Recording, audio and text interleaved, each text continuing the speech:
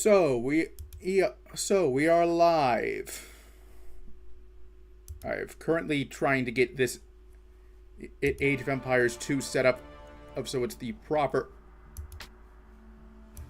mode.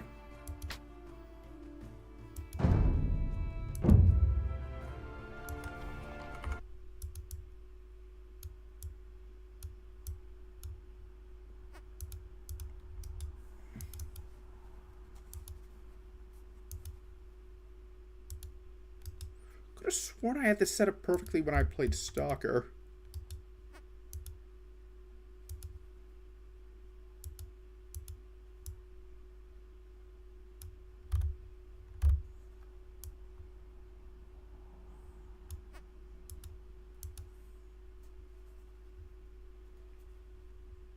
Okay, I got this one. Okay, this is the one I want.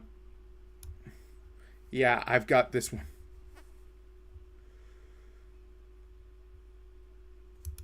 Let me minimize this so I don't have the green screen thing. Okay, so what should I do for a video essay tonight?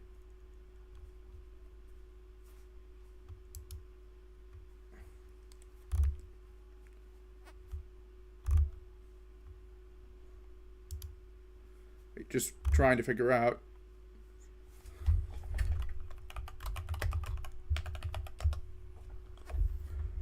Let's choose something by a video essayist I'm quite fond of that I haven't really had a chance to talk about at all.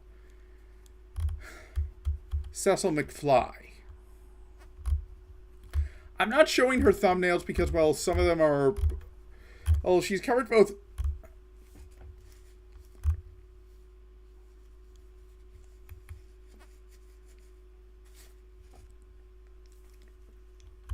Okay, hey, you know what? Let's do her video on Monkey Jones. Like, I was going to...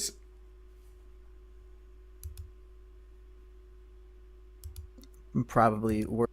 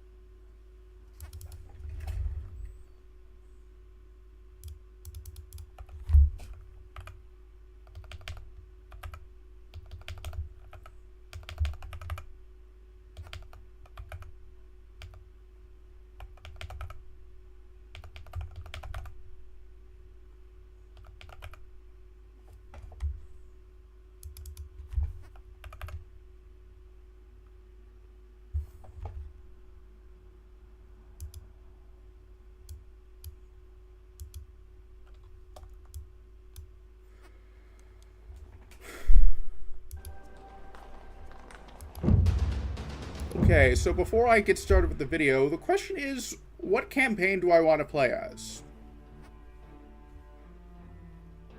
I am not touching Sargon of Akkad's campaign on stream. Nothing in against the historical figure, before you ask.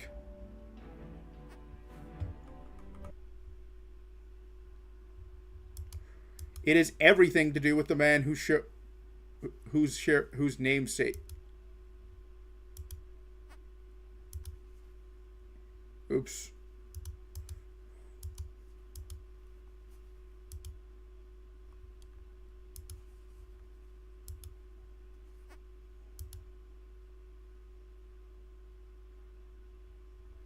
It is everything to do with the man with the online commentator who shares it. Like, if you don't know, I am not a fan of Carl Benjamin, also known as Sargon of Akkad, or as... You know, I'm actually half tempted to watch the video Cecil did on him instead. Like, if it would be...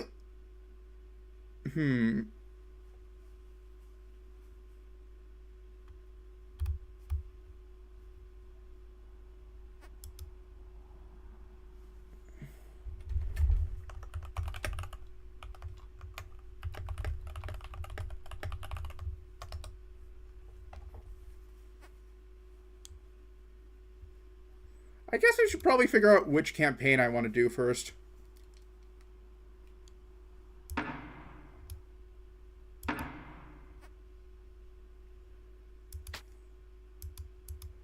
I have literally no idea what to do, so I'll just do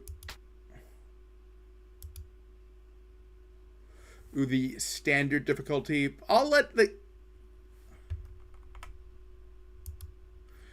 the intro play first, see if a few more people arrive.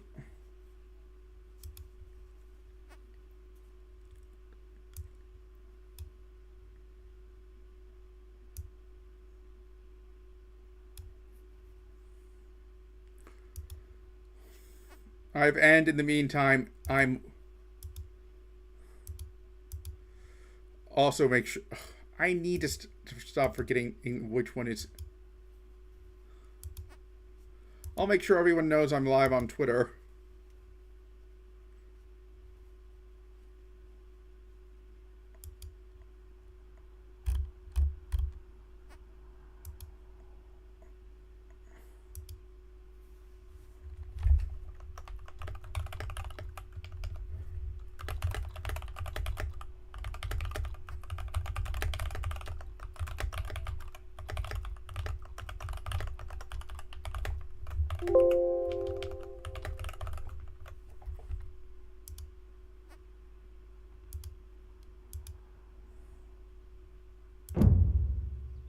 My grandfather once told me of the age of Augustus, the emperor who found Rome a city The man of who brick and left it succeeded Caesar. one of marble.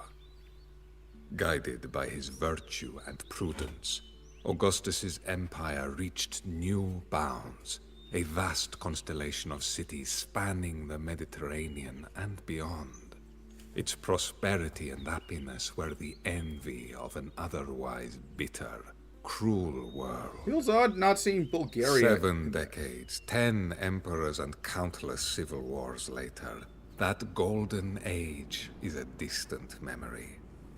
Marred by corruption, the constellation that once lit the world is now little more than a faint and fraudulent zodiac.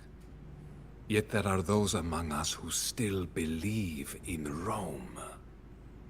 In my youth, I followed my father's and grandfather's footsteps into the legions.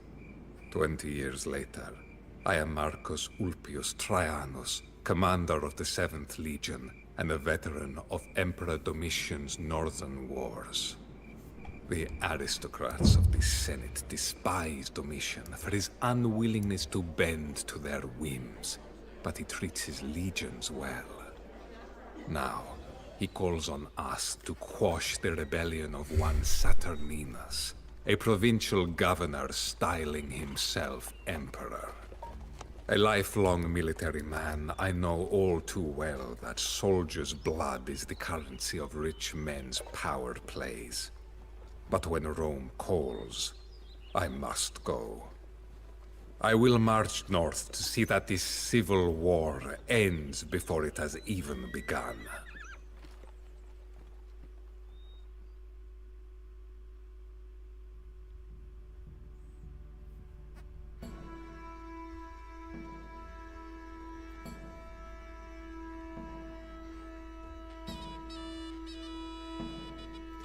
Rome, Egypt, and I think Sumerian.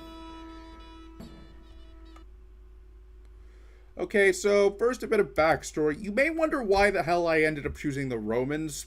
That's because in the main game, I normally play as like the Italians on just skirmish, which is a bit funny since, well, Italy itself is not a proper country. Like, it should be either it should be Genoa or Venice. And I'm not just saying that like, oh, and those ones were better. Like, I'm saying that because, well, the unique unit of Italy is literally the Genoan crossbowmen. And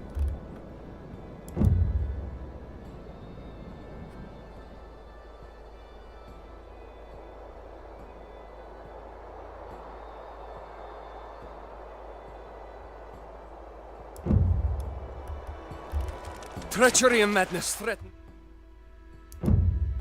I'm gonna try, like, skip. Can I count on you to save her, Trajan? These lands are awash with rebel scum. Clean them out and rally the nearby legions to crush this traitor. Abedacted. Tom. Rock.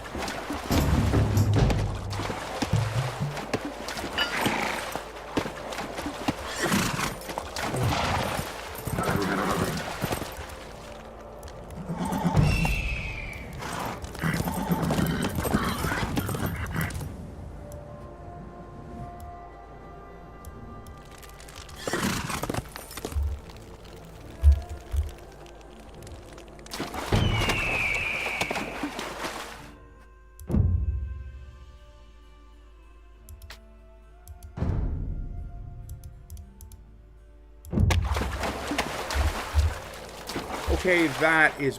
I'm gonna set it at the graphics to high, just...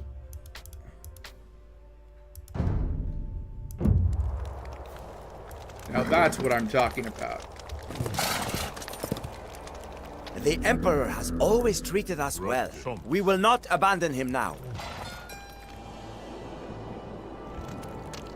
Many thanks, Trajan. These reinforcements were sorely needed.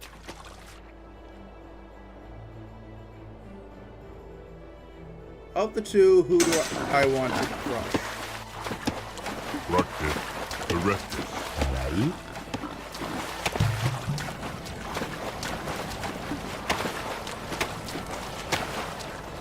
I have 3 on... Our Emperor needs us. Pack your things and march on the double. Well done. I see that you are a man to be counted upon, Trajan. Rock it. Thomas. Erectus. Abedactus. Correct. I'm thinking that if I take out this place, I can probably get... Hilare? Somus.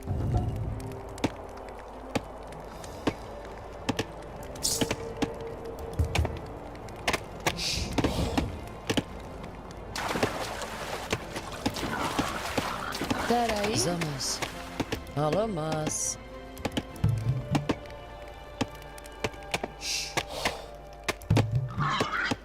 Ombus. Yuri. Ombus. Yuri? Umbis. Since I'm restricted to 2, Yuri? into 50 to 50 villagers.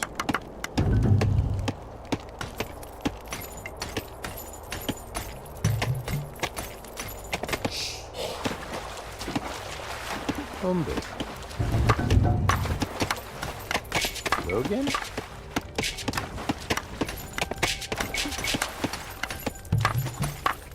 Umbis.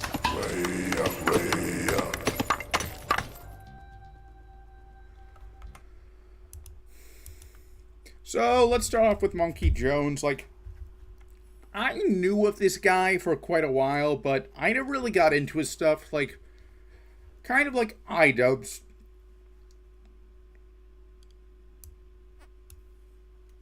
But even though, while this is pretty old, like, like, I recently found myself talking about him on a somewhat older stream, so I figured, why not just talk about him?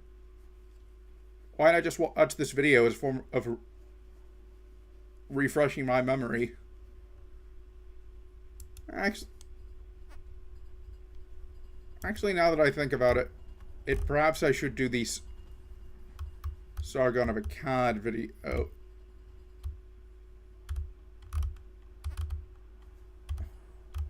You know, maybe for... Okay, this is the one I would actually want to do the most. The problem is that I'm not doing 3... One, so, you know what, on second thought, let's see if Jay Aubrey has a good video.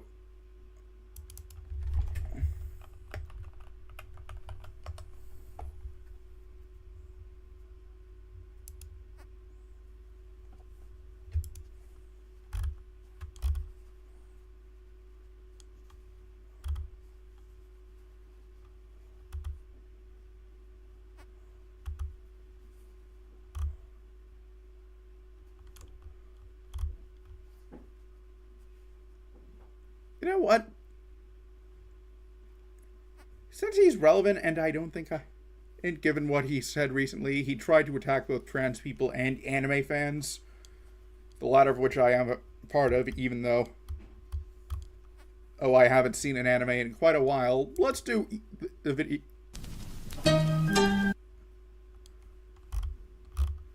EP445, the EP445 video.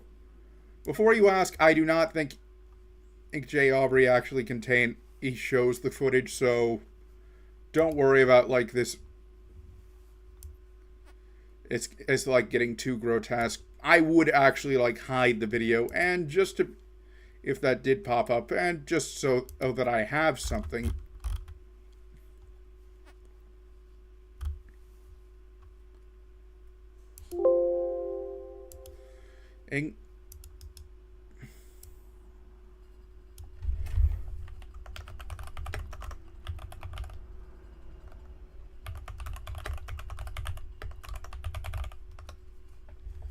And I'm just going to set a hotkey real quick.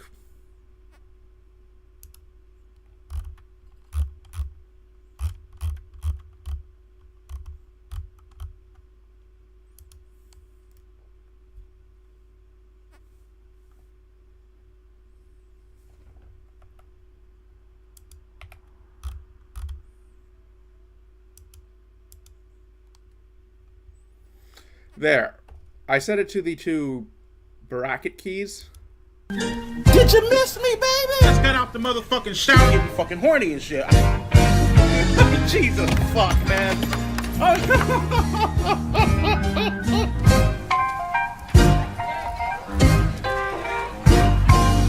Guess what, motherfucker? He's still in the flesh. The movement will continue.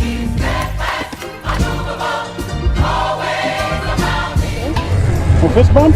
I don't fist bump people like you, man, to be honest. So.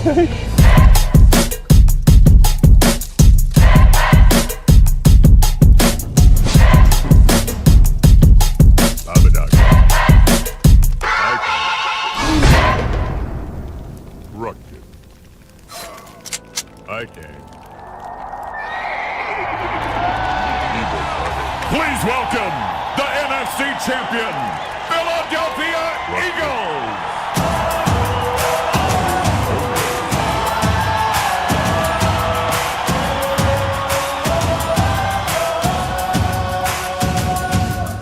There were about 70,000 fans in attendance the day Philadelphia faced off against the New England Patriots at the 52nd NFL Championship.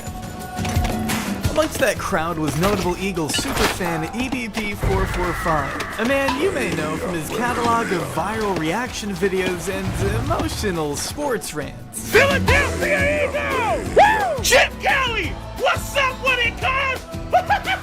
Fuck DeMarco Murray. What a bunch of fucking losers! Our friend EDP never shied away from airing his boiling hot takes on the team he admired to the death. Are you fucking for real? I hate this motherfucker. But it wasn't until 2018 that he finally got the chance to act out his lifelong dream of seeing his Eagles bring home a Super Bowl trophy in person. Wait!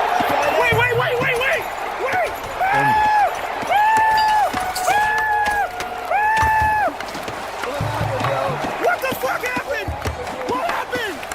What happened? If it were up to me, the story of EDP would end right at this moment, with tears of joy streaming down his face as he revels in the timeless victory of his favorite football team. But unfortunately, that's not what happened. Hello. I'm gonna wait for everyone to get in here before I... You know, that is kind of like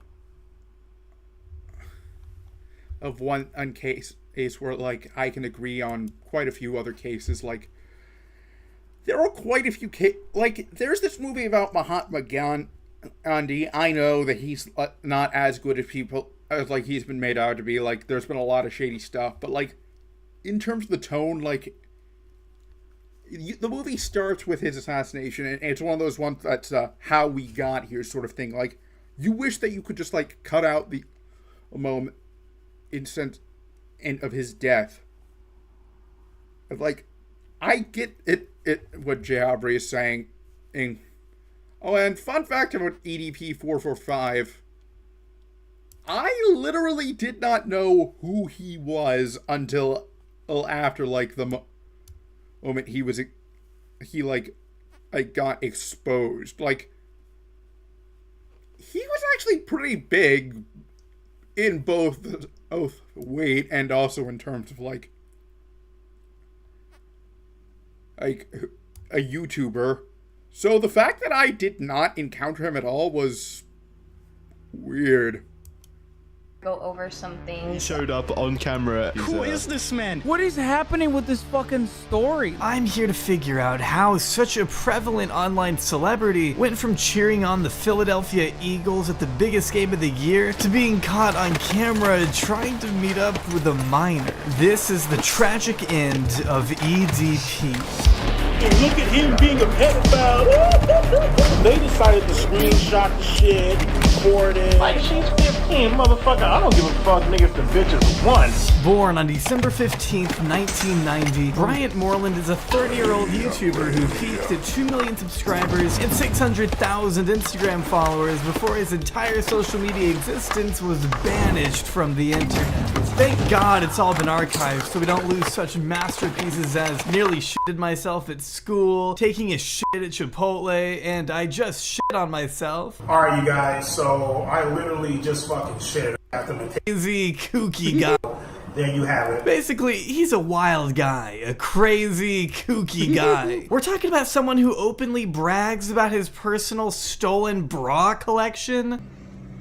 Wow! The sight of a big-ass tit, you know what I mean? I mean, fucking juicy-ass, bouncing motherfucking titty, my nigga, just makes my motherfucking... Disclaimer to any Emmanuel reviewers on YouTube. I am not endorsing in the sentiment. Oh, hey. Hey, yeah, I'm doing a reaction to EDP445, but honestly, if you want me to do something else I'm more than happy to. You know what? On second thought, let's see if there's something better that I could react to. I've been meaning to. Let's do the Ace family instead. Hey, Ace family! Welcome back to our channel, guys. What? Okay, so what I want to say is that people are saying we broke up. It's saying that fighters did not get paid. Yes, fighters have not got paid yet, including myself. But that... Oh, you want me to keep doing it? How about... okay, you know what? I'll compromise. I will do it, but every time... But unless it's something really important into, like, the context, every time he's, like speaking, I'll just skip it. I'll just skip through his footage. Does that work for you? I say this because, well, I do not want EDP to, like, get... I don't want people to assume that, like, I'm associated with EDP. Or I'm, like, rehosting him. Like, I wouldn't expect YouTube to, like, ban me since... To my understanding, they're actually okay with you showing footage of people with who have been banned, like and well, good. Well, I'm good. I'm glad that you're okay with that. Like, it's the sort of thing where, based on what I know,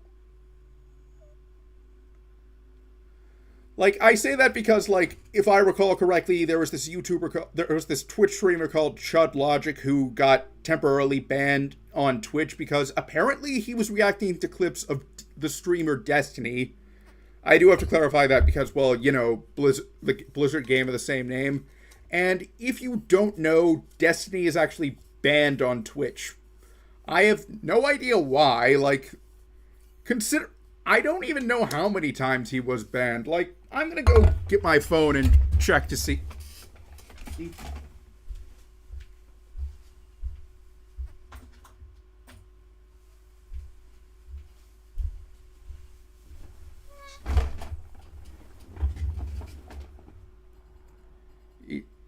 It's not some... Well, kinda. Like, it's more like I just don't want like YouTube... like a manual reviewer. Like, there's this guy I follow called Ryan Macbeth, and every time he, like, shows footage of, like, weapons being used, he has to clarify that, like, it's from training footage, not combat footage, which is a bit odd since I get what YouTube is going for, but you can find, like, tanks getting blown up on YouTube.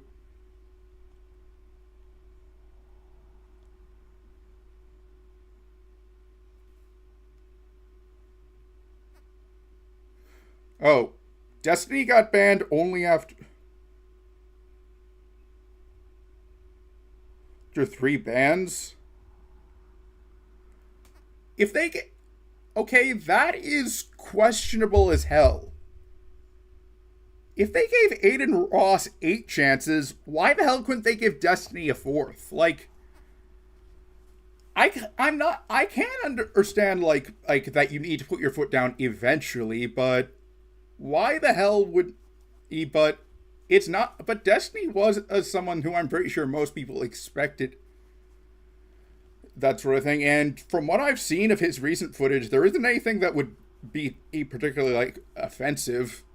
Then again, considering Twitch has come down on VTubers for wearing, or for revealing outfits, even though, well, they're more conservative than hot tub streamers, I guess I shouldn't be surprised. Action.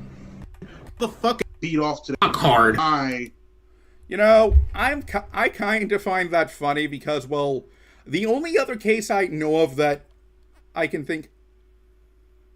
Yeah, unfortunately, YouTube.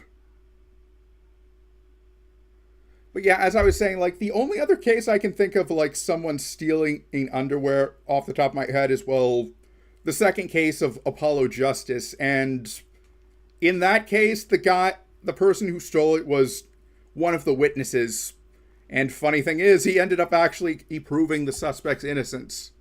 The initial suspect, not the murderers.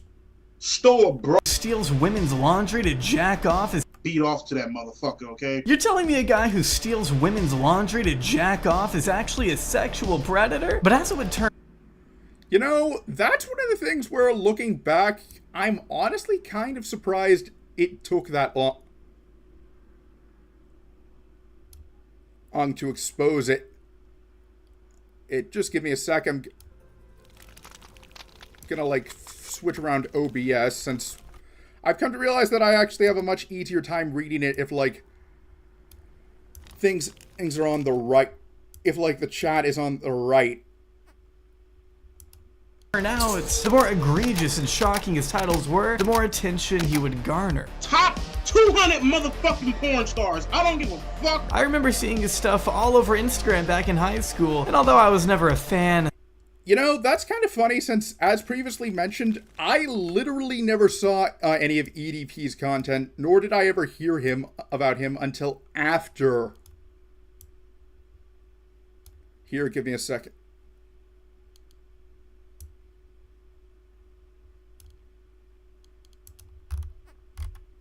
And until after, like, the cupcake incident. If you're curious why I chose to go with EDP445, it has everything to do with Chris Tyson. Like, basically, I'm sure you're aware of this, but in the extremely unlikely chance you are not, Chris Tyson recently started to transition, which, hey, good for him. Like, he came to that decision and he's going through with it. And Mr. Beast is actually defending him, and, well, I myself am not trans. I do have a cousin who is, so... Oh, I'm very happy with that. EDP is trying to, like, get back by claiming he's protecting the kids, which, well, I don't think I need to do that. I'm going to be right back since I need to get a drink of water really quick.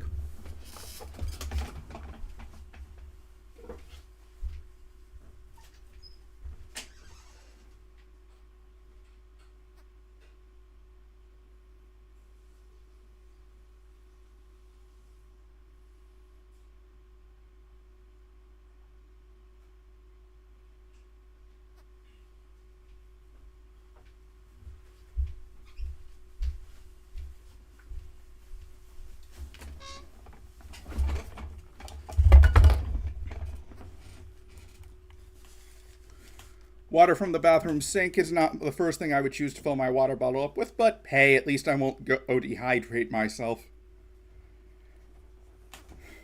But yeah, like, this is going to either be like the final nail in his coffin, or it's going to like basically turn on the turfs, because if it does, because either they reject him outright, in which case, yay, we no longer have to deal with them, or they accept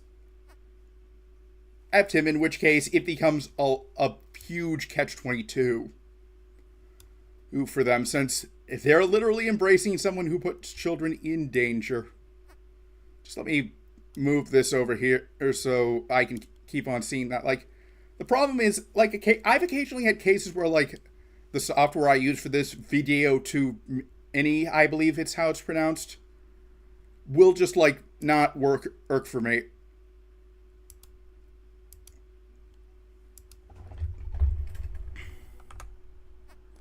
In case you're curious what I'm playing, this is the... Myself, I still knew people who would watch him religiously. Would you guys consider jacking off to be a sport? I don't know about you motherfuckers, but I consider that shit to be a sport, okay? If you can sit back and label goddamn golf, which is the boringest fucking sport in the world, a goddamn sport. If you can label that shit as a sport, and if you can label goddamn fishing as a sport, I know damn well you can label... Yeah, but neither of those acts are obscene. And also, in the case of fishing, I would say, is very similar to hunting. So I would say it's valid to call it a sport. Like, sports can be both slow burns and fast burns. Like, I don't think archery is a particularly fast sport, yet I don't see him questioning the validity of that as a sport. Seriously, the more I find out about EDP 445, the more I wonder just how many warning signs there were, since, like, this is the sort of thing where if he didn't wind up getting exposed, you probably would have expected him to, like, get arrested for something else. Jacking off a sport. I mean, it's hard to deny screenshots like these made for good memes, I guess. Throughout the past decade, Bryant was able to grow his brand large enough to branch into the mainstream, becoming a regular guest on Tosh.0. What the poppin'? EDP, you predicted the Patriots championship last year, so that's some points. You also called me the N-word, so you're back to even. Okay, man. Even Howard Stern gave our man some love at one point. That sounds All right, let's do. Okay, here's the fan going crazy, just to give you a flavor. Try being a fucking Eagles fan! Try being that fucking shit! Try being a fucking Eagles fan! I guarantee you, bitch! You couldn't walk a mile in my motherfucking all three sons, nigga! You couldn't walk a mile up in them motherfuckers! Now that's a fucking spirited dude. wow. Becoming an icon, EDP 445, Okay, or let's rather, see. Eat Dat Pussy 445, was developing a zealous cult-like following of fans. Well, You know, I always here. I'm just trying to figure out, like, what my options are for attacking buildings, since this DLC literally just dropped. Like, basically, it brings all the stuff from Age of Empires 1 into Age of Empires 2. Unfortunately, I cannot, for example, have the Romans fight off against the Celts in the base game, which is understandable, but would be pretty cool. Like, kind of wish they'd do, like, a death battle sort of thing. We are playing through the Roman campaign, if you don't know.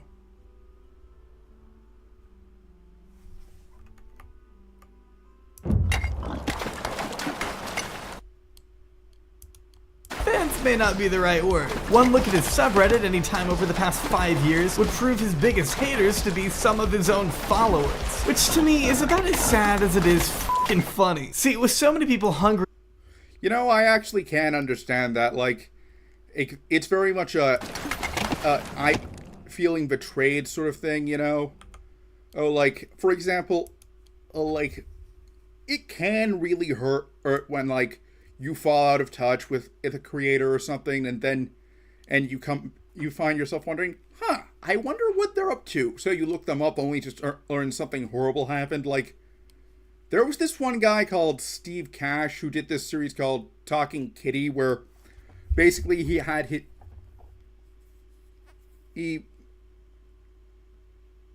which I loved as a teenager.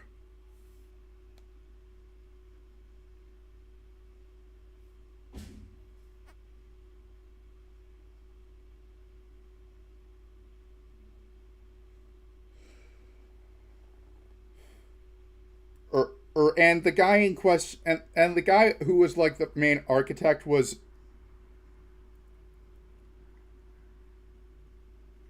Steve Cash. Now, I was not under the illusion that, like, Sylvester, the black cat from that show, would, like, last forever.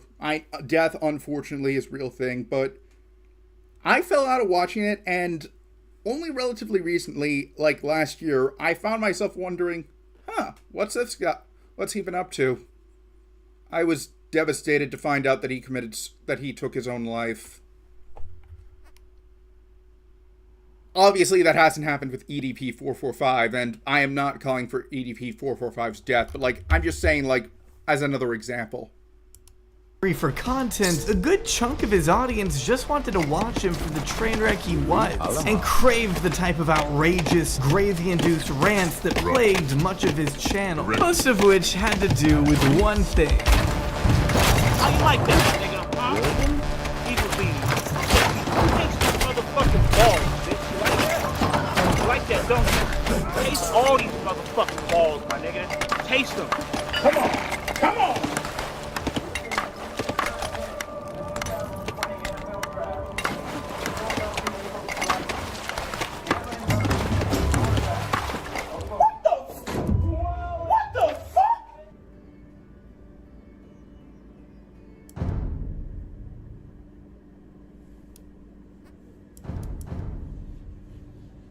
I can't take this fucking shit anymore. Swear to God, I could not fucking take this shit anymore, man. Philadelphia Eagles. I hate you, motherfuckers. I hate you. I hate you. Yeah, I do. I do. I do. Hey. I fucking hate you. So if you don't, so you may have heard about a certain statement the guy on this guy EDP-445 made.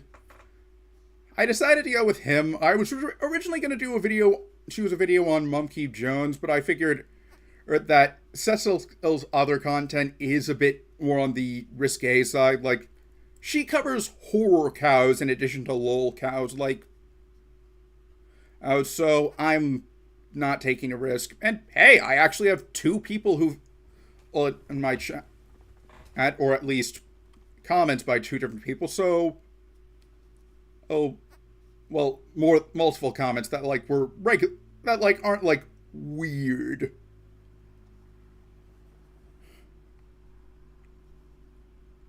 You're like, I'm actually confident in my decision to like let reaction days be like more open than like my series days, so I consider this a positive development.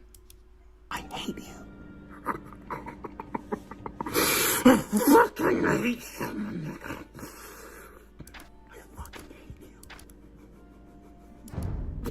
Without the Philadelphia Eagles, EDP would have nothing to talk about. Well, besides jacking off and shitting, I guess. But despite all the grotesqueness, the driving force behind Bryant's popularity was his passion for sports. Sure, videos like these may get you in the door, but it was his sheer commitment to a team like the Eagles that kept the attention of his real diehard. You know, I can absolutely get having a commitment to sports like that. Like, my dad's a Seahawks fan, and as you can probably imagine, when the Seahawks finally won the Super Bowl, he was pretty hyped. Like, in general, even though it's like 10 years since, we still have people who have like that issue of the Seattle Times with the Seahawks winning as the front page, like pretty much framed. Admittedly, like, it's going to be a lot easier. It's going to get a lot better since, hey, the Kraken did actually manage to make it to the playoffs. So, like, I'm fully expecting we'll make it further next year. Oh, hey, I missed this guy. Oh, no.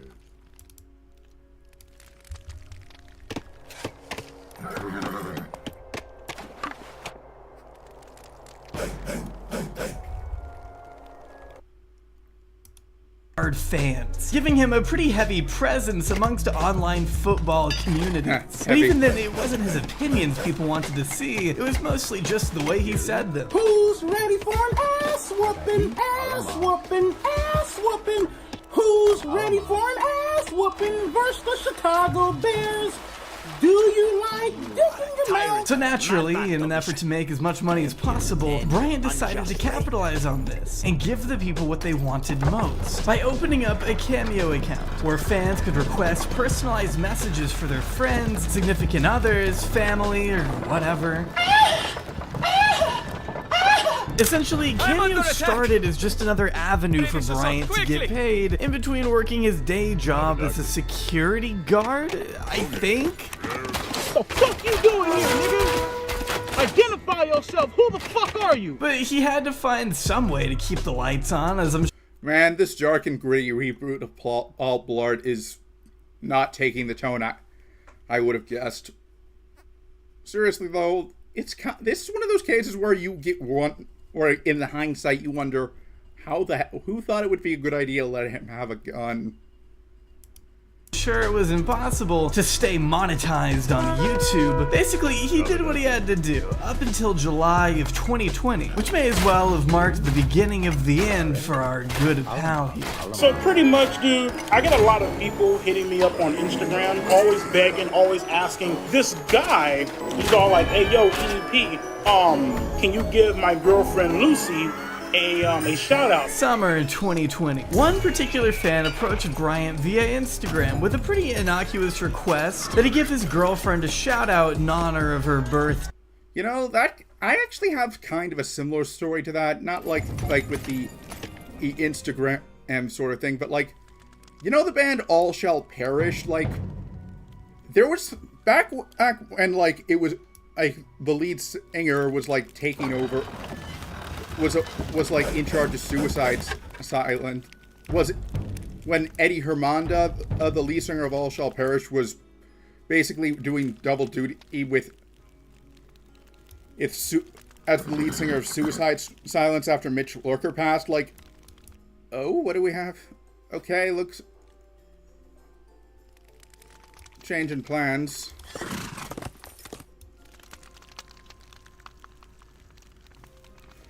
And, like, anyways, as I was saying, like, I basically noticed a post on the Facebook page of the band Carcass, so I pointed it out to the website Metal Sucks and said, hey, there's I know that it looked like All Shall Perish was done, but apparently it's not the case. And, like, I learned that and they actually ran the story. I was actually pretty happy with myself, but then it got exposed that Eddie Hermanda was a groomer, and, like, I'm kind of conflicted. Yeah. Well, Brian isn't about to work for free, is he? I mean, the man has dignity. So as any level-headed human being would do, he replied with, listen, motherfucker, if your girlfriend wants a motherfucking shout out, bro, she better fucking pull her shirt off and show me some motherfucking titties, my nigga.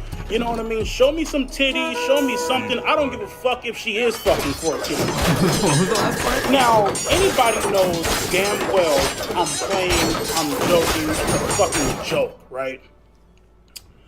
And so, you know, I can get what he was trying to say. Like, I'm not just gonna do this for free. Like, but the fact that he chose to phrase it in that way kind of should have, like, set red flags. Like, in hindsight, this is one of those things where, like I'm more surprised it didn't happen sooner as opposed to it happened at all.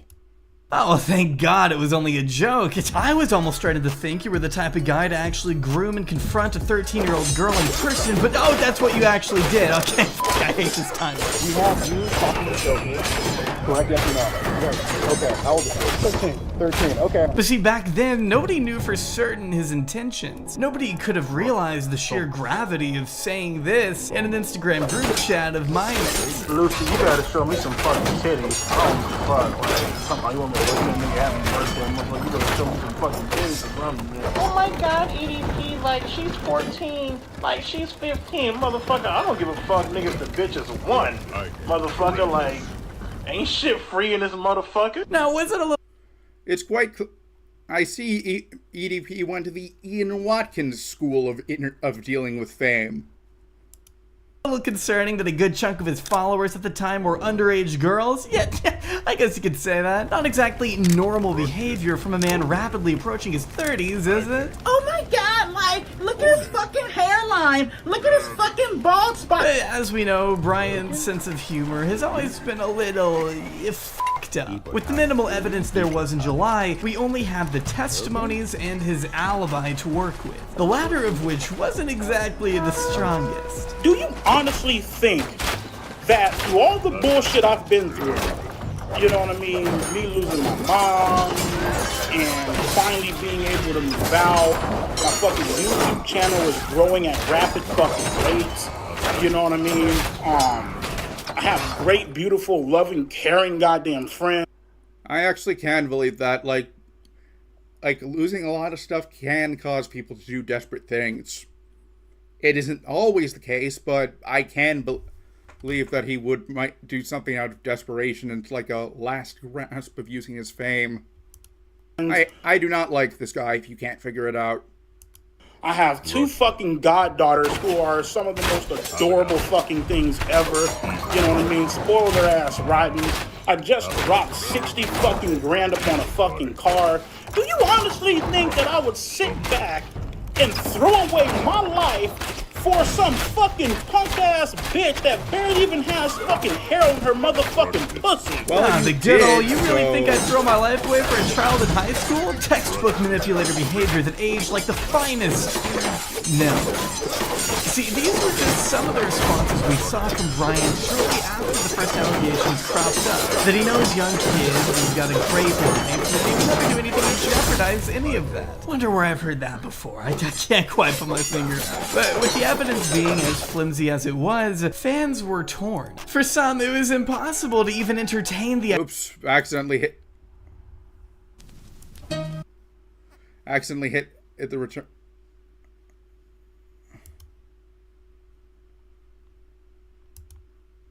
Friends, I have your fucking mom. In high school, textbook manipulation. Just some of the responses we saw from Bryant shortly after the first allegations cropped up. That he knows young kids, he's got a great life, and he would never do anything to jeopardize any of that. Wonder where I've heard that before. I can't. You know, Lion Maker's another case where, like, I didn't hear about him until afterwards, but in that case, I can more understand since, well, I do like Minecraft. Like, I don't really follow, like, the Minecraft community, per se. Like,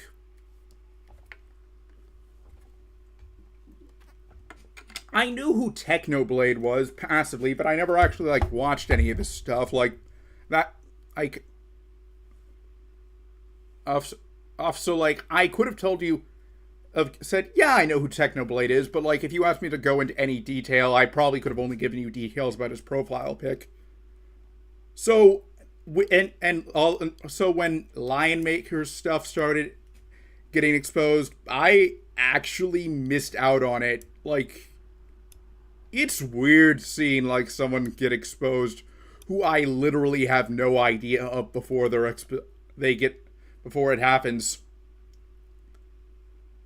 It's happened more than, and it's not even like this is the first time that this has happened. Quite put my finger on it. But with the evidence being as flimsy as it was, fans were torn. For some, it was impossible to even entertain the idea that a guy who spent hours crafting his list of the top 200 porn stars could ever be a morally bankrupt sexual deviant. They needed more proof, which is exactly what they got. Kindly send those rebels' heads my way. A lot of people yesterday in my video. You need to show evidence. You need to show evidence. They're coming after me. I looked at all the shit. He even looked at all the shit. Is the game, like, too loud out, or is which would you say I should adjust the volume of, the game or the video? He's a guilty little egg. Let's go over this bullshit. On July 9th, 2020, fellow sports commentator Cold Raven caught Bryant in the crosshairs with a video titled EDP445 Accusations and Lies, where he assessed the recent allegations and recapped every point made by Bryant in his prior live streams. So of course, again, this guy's about as full of shit as a fucking septic pipe. sewage. This motherfucker's just spewing sewage out his ass. The idea was to highlight the inconsistencies sloppily woven throughout EDP's half-assed response videos and underline the type of deceitful characteristics he was showing. In a series of videos, Cold called his bluff by providing evidence that seemed to depict Bryant as the shameless liar he is. How could he have not known what the girl looked like when he had already made sexually suggestive comments about her body in the group chat? I don't know. I didn't know her fucking age. The fuck? I never even seen a picture of this bitch. But right here it shows that he owns a fucking picture of her, but no. You know, that's another thing I don't get. Like I would have, if I had watched the response then, I would have found that inconsistent. Like wouldn't, like, for all he knew, he could have been talking to a guy. Like, he could have been getting catfished. It's like, if I'm gonna, like, unless I'm, like, saying what I'm going to do to, I was, like, saying what I was going to do to someone, I would, like, just, like, keep things casual until I knew for a fact that I was talking to, like a girl online. And even then, I'd probably at least be somewhat respectful, unless, like, she gave me the go-ahead.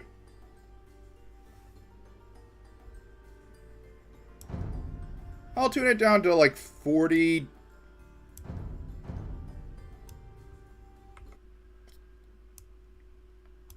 I thought you didn't own any pictures. Now there's DMs proving that you do. You know, this Cold Raven thing... Yeah, but you want to know what this Cold Raven thing kind of reminds me of? You know Shane Dawson? There was another creator by the name of Bart Barker, I think his name was.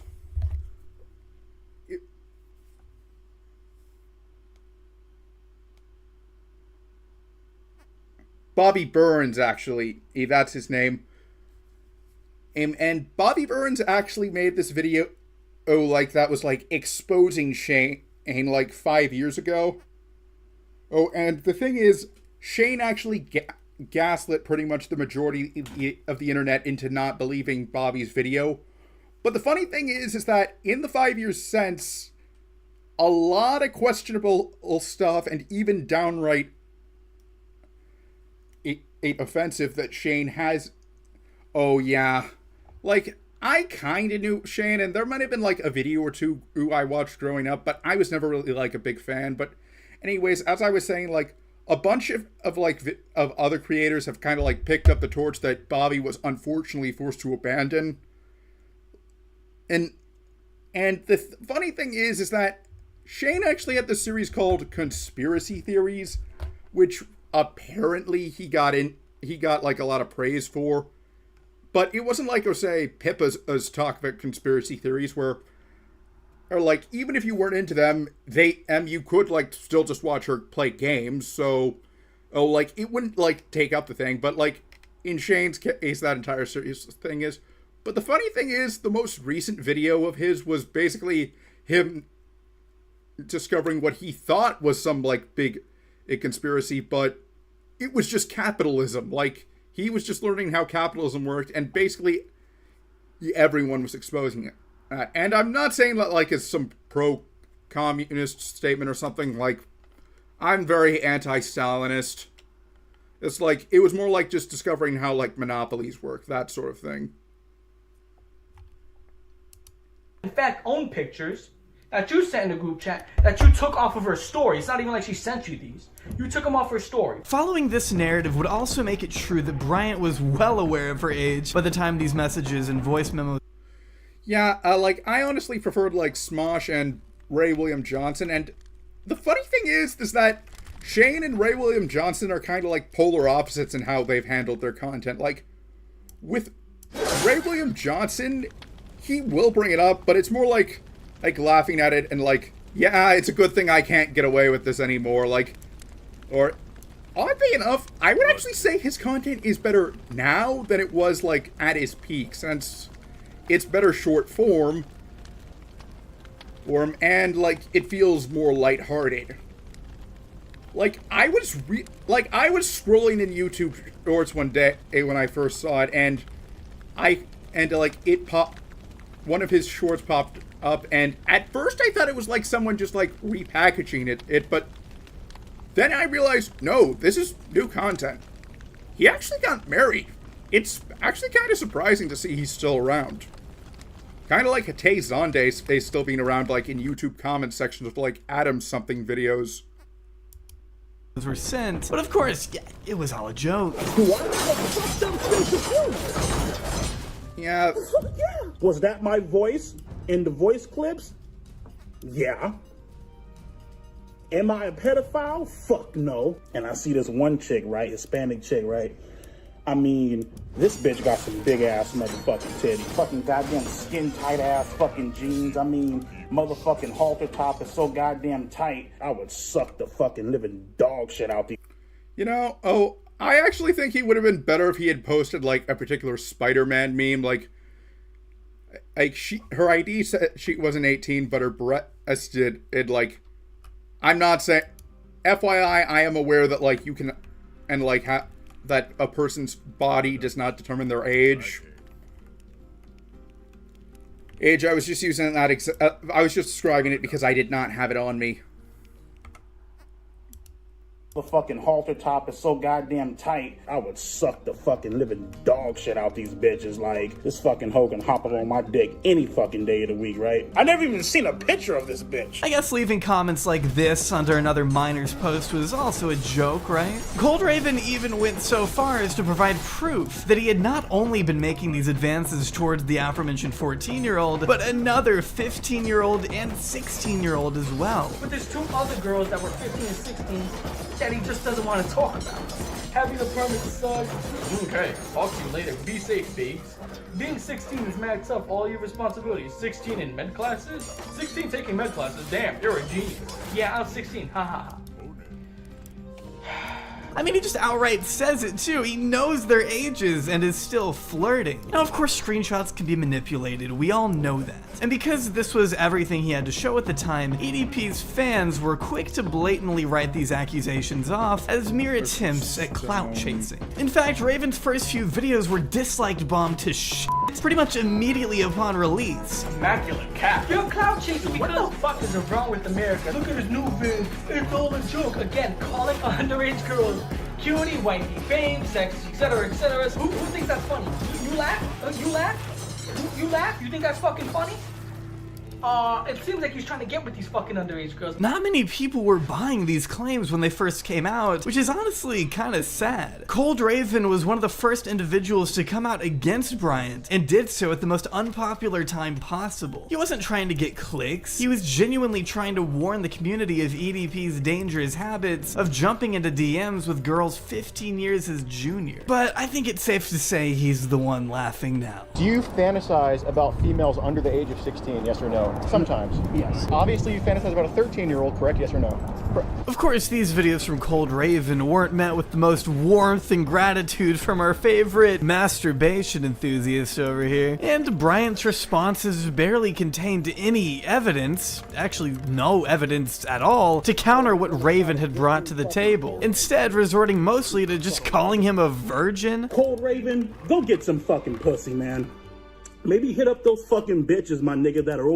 You know, I've never really understood the virgin insult. Like, it's one thing if, like, they were actually talking about having sex, but in other cases, I always find it more like a sign of desperation. And because the thing is, people who've had sex will tell you that it does not change you that much. Hell, you can actually be a virgin for your entire life and still be a pretty mature person. Miyamoto Musashi, who happens to be the star of my favorite manga, Vagabond, never had sex. And he was a very mature person from what I understand. God damn it, I accidentally... And, like, I might, like, do some, like, talking about it further if, like, I ever was to start, like, a VTuber or book club, like... That's actually a good idea for a collab. I'll write that down.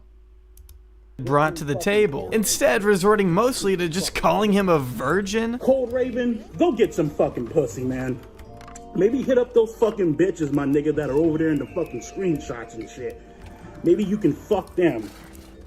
You know what I mean? Maybe you can go over their house and eat their fucking pussy out, my nigga. Something that's gonna fucking satisfy your fucking craving. One video even depicts Bryant sitting alone eating chicken wings in silence before suddenly...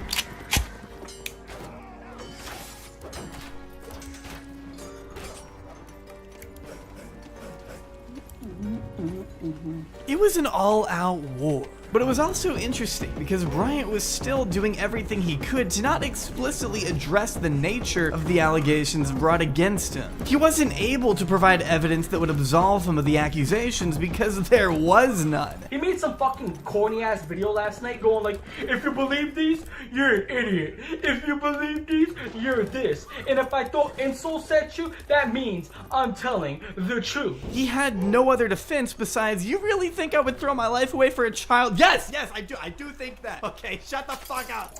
Oh my god, you're a fucking creep. Oh my god, like that's so fucking sickening. As a woman, when you wear clothes like that, whatever your motherfucking age is, 14, 15, 16, 17, titties and ass and shit all bolstered the fuck out and shit, and then when she catch attention from the wrong motherfucker, oh, I'm 15, I'm 16, I'm 17. Motherfucker, you weren't thinking about that shit, nigga, when you was putting on that motherfucking outfit. Of course, it's easy for anyone to say that now that he's being investigated by authorities, but the fact that he would just get up and walk away whenever questioned should have counted for something, right? Stop ignoring the Peter allegations that were thrown at you. Either own up to the mistakes or prove you're innocent, because we're waiting for your side. Hell yeah, Lucid. Alright, let's wait.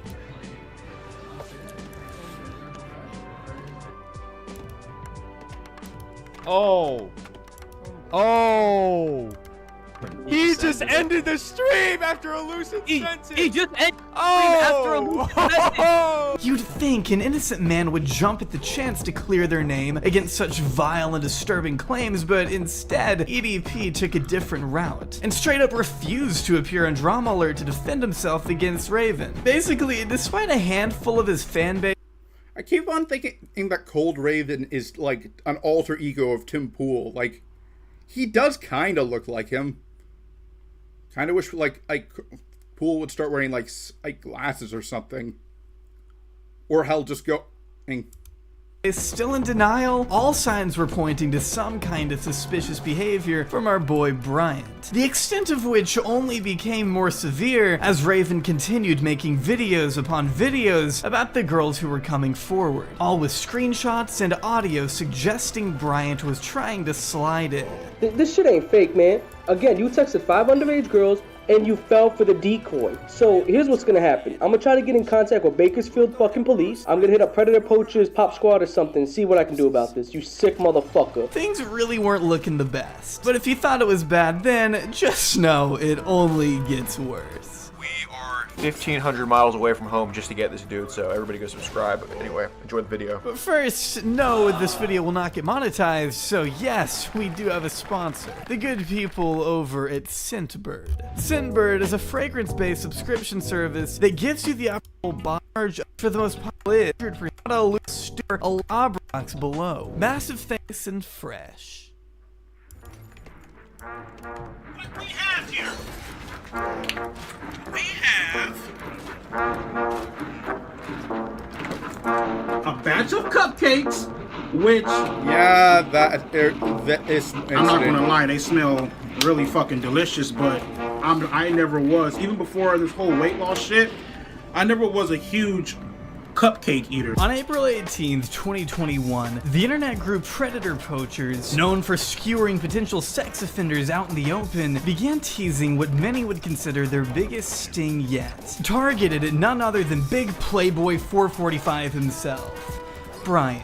You said on a profile 13, yes? Correct. Okay, so you initiated conversation with a 13-year-old knowing she was 13, yes or no? Correct. Okay. Now, of course, being catfish was nothing new for our friend, as I direct you to the time he threatened a 17-year-old decoy on Instagram just a few months prior, swearing to find their ass if he was ever exposed, which I mean, guess didn't age too well. But we're talking about an entirely different decoy here. See, Predator Poachers is known for confronting their prey in person and on camera in front of their once audience of I'm not sure how many people, because their first channel has been deleted for God knows how long, meaning this particular operation needed to be uploaded to a backup channel, Chet Goldstein's to be exact. Otherwise Alex, the face of the organization since its conception. Their objective is simple. Suspected predators are coerced via text messages and lured into a public space where instead of meeting an underage child, they're approached by 3 sweaty men with a camera. If you've ever seen Chris Hansen's To Catch a Predator, that's pretty much what this is, only with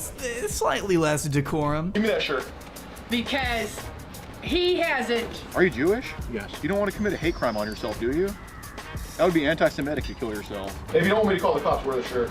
I've actually been really close to dying in 2011. That's why I'm here. God, dude. Are you like a Jewish Nazi for trying to kill yourself?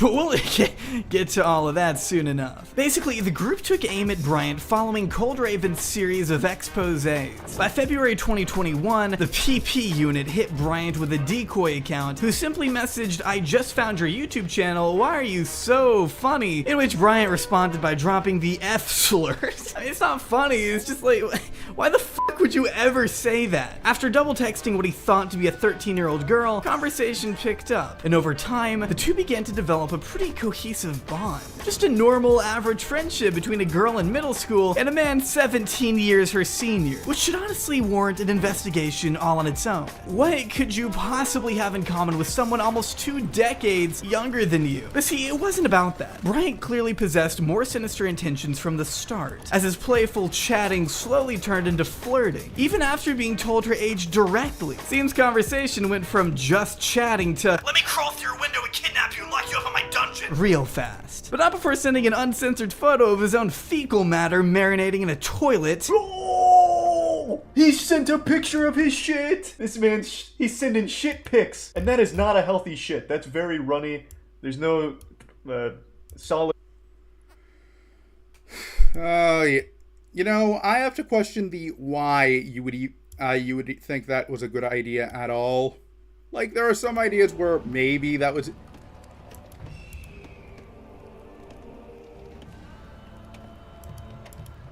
Let's get a few priests so I can heal up my units. I really wish there was a tech that let me research siege.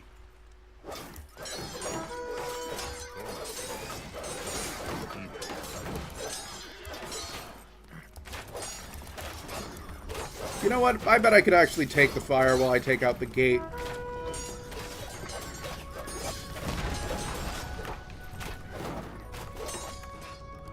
I'm hoping I do not have to destroy the walls, because that would be annoying.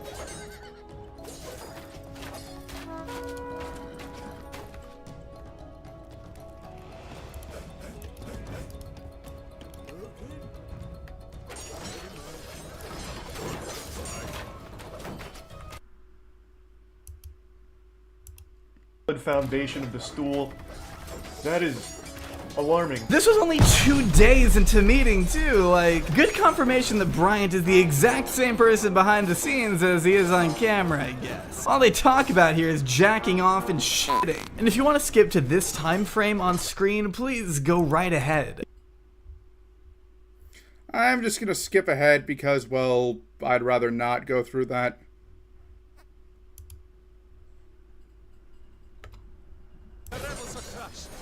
Of course, but nevertheless. In Bryant's mind, he would be visiting a 13-year-old Sophie the afternoon before her grandma got home from work. Or, in his words, "Well, I was actually coming out here to pick up a cupcake and then go back home." The evening of April 19th, 2021 is when EDP's fate as an influencer was sealed for good. There was no coming back from this video. It was all over. With the news reaching countless past fans, critics, and sports enthusiasts that EDP445 really actually showed up in person to meet what he expected was a girl in middle school. After months of sexually charged conversations, every remnant of Bryant's life shattered not only before his eyes, but an audience of millions. And what exactly did they see? Well, buckle the fuck up. And another thing I wanted to ask you. Can I ask you what? a question? Yeah. Is my life over? The entire operation was a disaster. You know the funny thing I don't get about the whole cupcake incident? It's in the pandemic, it's real. I argue that no one would have blamed that if he just said, "Hey, I'm ordering in cupcakes on Uber Eats." No one would have really complained. So the fact that he was like trying to go in person really makes you wonder or how like broken his brain was. Master. I'd say looking back, the two most damning takeaways were A, he actually showed up, and B, he confessed about 44 times. And you did double text here, yes or no? Correct. Knowing, and it said on her profile 13, yes? Correct. Okay, so you initiated a conversation with a 13-year-old knowing she was 13, yes or no? Correct. You've been exposed for this before. Correct. You say specifically, I've always fantasized about someone younger with a big age gap. You did say that, correct? Yes or no? Correct. That you fantasize about someone younger. Correct. There was... You know, I probably should speak about this because, well, my parents have a significant age gap. My stance is, as long as they either A, both met when they were after they were 18, or B, one of them met and was below that age, but like the older person was not in the younger person's life for very long. Like, hypothetically speaking, let's say like a 20-year-old met a 17-year-old, but they were only in like the 17-year-old's life for like 2 weeks or so before, or the 17-year-old turned 18. Like, I would not have a problem with that relationship. If like, on the other hand, if like it was a daily sort of thing, then I would say don't hook up, or at the very least, like undergo a psychiatric evaluation to confirm that the younger person had not been groomed.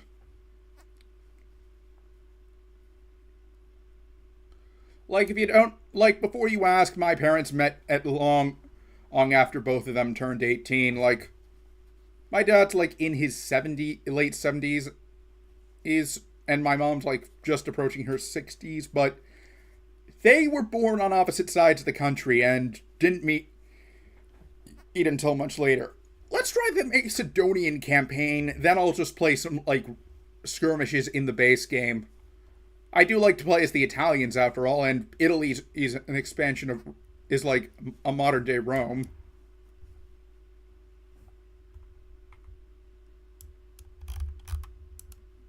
You know, nothing that was one of the involved, because I'm not like that, you know. Well, obviously the text messages and stuff like that, you know what I mean?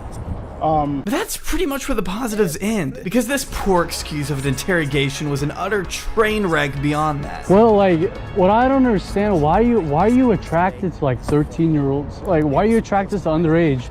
Because you clearly said in one of the screenshots that you've always wanted to be with someone younger. Like, you like fantasized about being with someone younger. Right. These guys just go in circles asking him, why are you a pedophile? Why are you a pedophile? You know, I would actually not be opposed to, like, being the older person in a partnership, but I'd usually want, like, the age gap to be, like something I could count on one hand. Used to how the crowd felt upon his head. And, like, ideally, I'd actually like to find, like, a slightly older partner, like, or someone of the same age, since that way, at least I wouldn't have to worry about them dying of old age before me. Basically just getting us nowhere, because even if he answered that truthfully, it wouldn't even make a difference. So 13-year-old. So again, when was the first time you fantasized about a 12-year-old? Never. Okay, so 13 is the youngest. Right. Okay, so why 13 but not 12? I don't know. Okay. Then they get into a weird hypothetical about age of consent where the main bearded guy kind of self-reports himself. Like, for me, okay, 18, I think Average libertarian in presidential debate right here. there's hot 18-year-olds. I wouldn't do anything with a 17-year-old, right. But there's hot 17-year-olds. Right. But I don't go, yeah, when I see a 17-year-old, I'm just like, I can't do it. Like, It's just not right. But, so... Watching them stutter through embarrassing one-liners they clearly practiced the night before. Looks like you've eaten everything in the world but the pussy. I mean, it just doesn't make sense. You got him right there. What are you doing? You know, I've always wondered what like the inversion of like those moments where like who like realize, oh, I should have said this in like an argument would be where I think I know what it is now. Okay, so you should title a video, instead of, your video almost threw hands with a 13-year-old, you should title your video almost with a 13-year-old. I think that'll get a lot of hits, EDP. I think so. Yeah. So this is you. I think it's worth noting that without this sting, Bryant could still very well be posing a danger to his large following on Instagram and YouTube. Because of this video, he's lost those privileges, and I think that's a good thing. But, and there is a massive but, doing one good thing in this situation where literally everyone is on your side doesn't absolve you of all your shortcomings or make your efforts outside of this case any more noble. What I'm saying is it doesn't make someone like Alex a good person with his track record of calling up BLM hotlines and spouting the N-word for 5 minutes straight in an epic prank, you fucking weirdo. Oh, dude, you can't say fucking on the live stream. It's bad, nigga. Dude, the gonna get offended and report us. Oh, you right. Fuck. You know what that reminds me of? You know the channel E_R? That is literally Alex's personality right here, but without the sting. If you don't know, I do not like that channel, and well, like, it is the one thing. If I don't have any problems with PewDiePie, but from what I understand, he was the reason why that channel was so big. Like, I would kind of consider it like an unforgivable sin that PewDiePie. Well, not really. Like, if PewDiePie was to like start going against that, let's like do a call out of ER.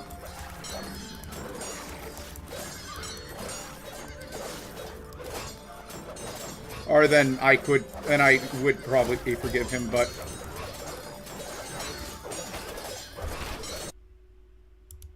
What is wrong with you? This guy just said racist creed. Or the time he joked about hiding children in his basement to a stranger. I provide her with plenty of D, just not the vitamin part. Oh no, that's not good either. Oh, really? Not for the child. Well, I was tired of being a virgin, so what the fuck? And yes, the character of Chet Goldstein does not detract from the perverted, irredeemable actions of Bryant, but I do think we should remember that a person's questionable history isn't immediately null because of a few good deeds. And thus, they were called out by virtually everyone who commented on the situation as it happened. Tons of clips surfaced from Alex where he was being extremely racist, dropping the N-word, hard R, homophobia. He was being really creepy. Hey, well, hey, let's get us a discount in the bed and bath section, like ASAP, like Rapido. Hey, let's do that. Let's do that. Hey, let me get your number.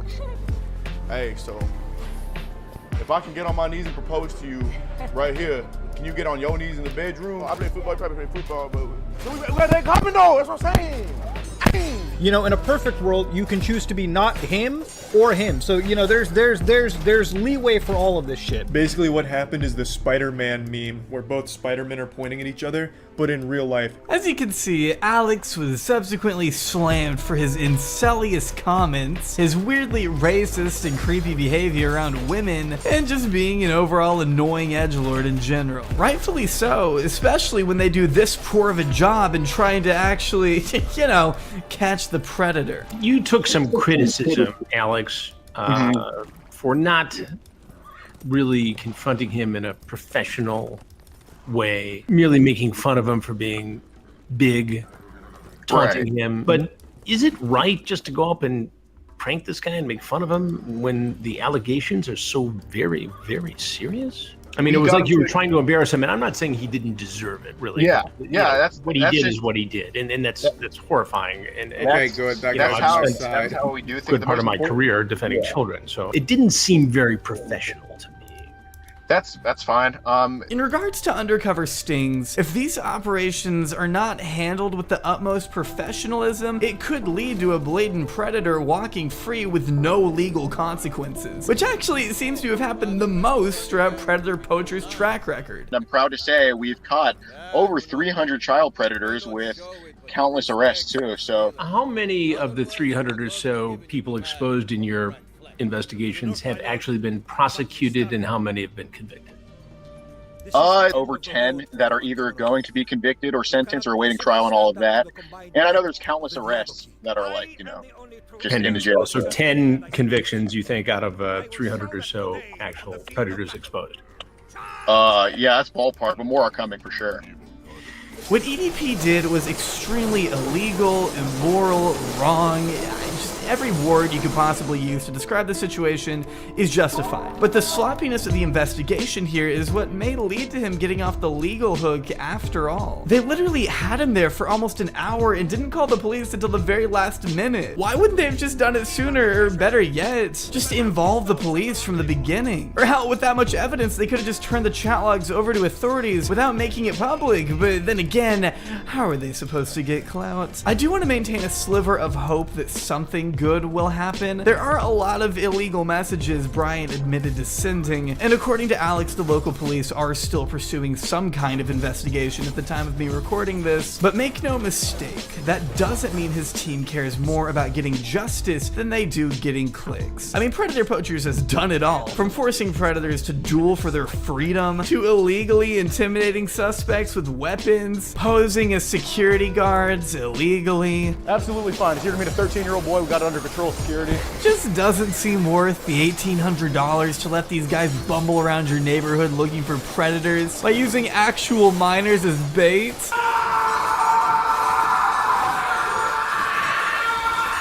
All that only to end up catching the wrong guy. I'm gonna text his phone. Text his thing. What is this? What's this about? Just can you text the me? I have Can you no go to the time app for this shit? Like, what's this about? Listen, can you just show me the app and you go to your apps? I don't They got the wrong guy. That guy was. That's hilarious. Well, I hope you fucking catch the guy. Yeah, man.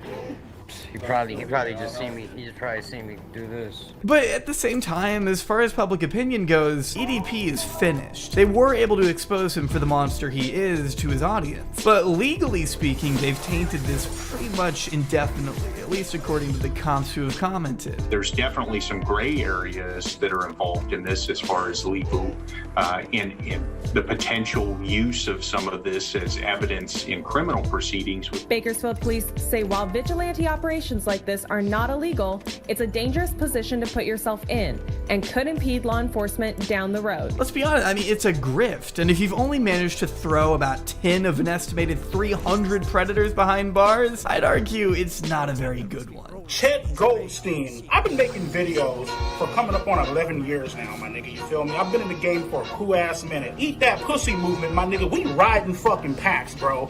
This ain't the fucking end. Yeah, about that. By now, EDP has been permanently banned from YouTube, Facebook, and Instagram for, well, obvious reasons. Do I deserve to go to jail? If I'm being honest with you.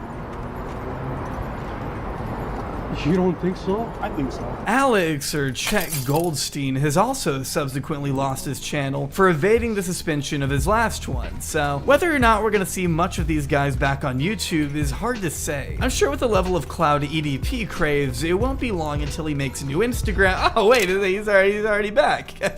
Cool. But I think this may be the last instance of EDP we'll ever see online. I've been working on this video for months, and I keep checking to see if his website is ready, but as of July 5th, 2:50 p.m. I still have yet to see anything up and running. I mean, what audience is even left at this point? Who is on your side? All of his friends have since cut ties and made very public statements addressing their involvement in EDP's life, clearing their name as best they can. He was a really, really good friend of mine.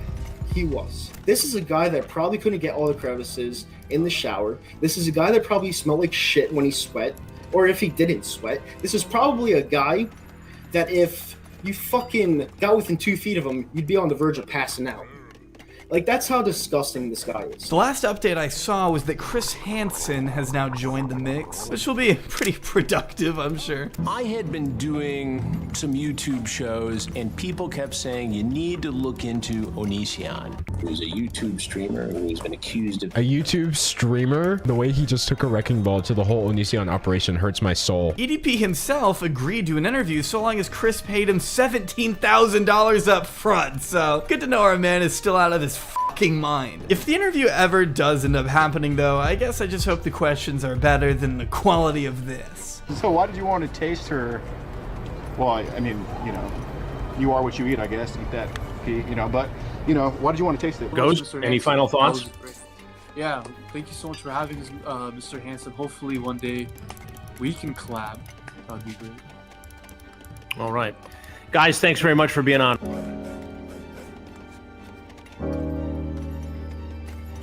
Alright, motherfucker, what's cracking with it? It's your boy. Eat that pussy 445. Bryant reached the point of no return the second he waddled into that fateful parking lot in a wannabe Chris Hansen-style expose that shocked the internet. Well, maybe not shock if you've watched literally any of his videos at any time at all. Alright, so I just got done fucking my pocket pussy and holy shit. Oh, Bryant has never been the most morally upstanding man, which I think goes without saying at this point, but that was always the exact reason he became. I have to wonder if he was wearing that hat just to make a statement or if he genuinely was a Trump fan. I won't bother wasting brain cells on that since EDP 445 should have to fade into obscurity. I know, kinda contradictory with what I'm doing, but if it means that one less person even considers checking. But I do think that there is one argument you could make, namely, I'm basically putting it out there so less people, like, I've seen he recently made a statement trying to connect Chris Tyson, trying to say, I kid you not, I'm here to protect our kids, which I don't think I need to tell you how ironic of a statement that is. And he tried to connect Chris Tyson to Lolicon, even though, like, there is very flimsy evidence. Like, if you want my opinion, it really depends on the character. And I would not immediately say someone is a pedophile if they like Lolicon. I would instead start asking follow-up questions. Like, for example, how realistic is the art you like?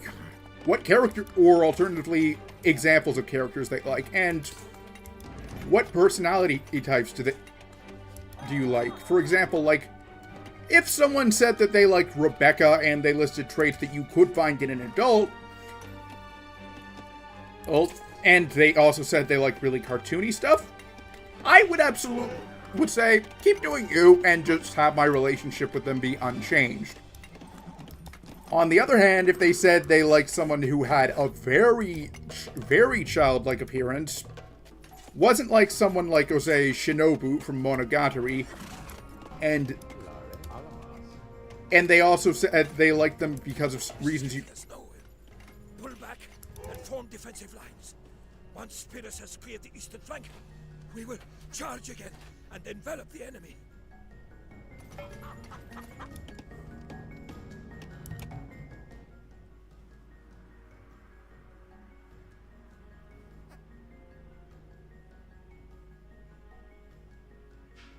Let's see here, just trying to figure out what... Unfortunately, I cannot build camo riders.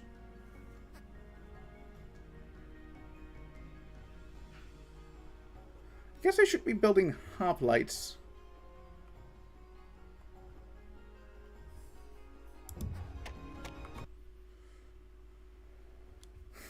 It's also, I guess, I would really need to take the rest of their character into consideration. Like, if that was the only odd thing I knew about them, then I probably wouldn't assume they were all Lolicon. But, like, if they had other reasons for me to suspect them, I might start suspecting them.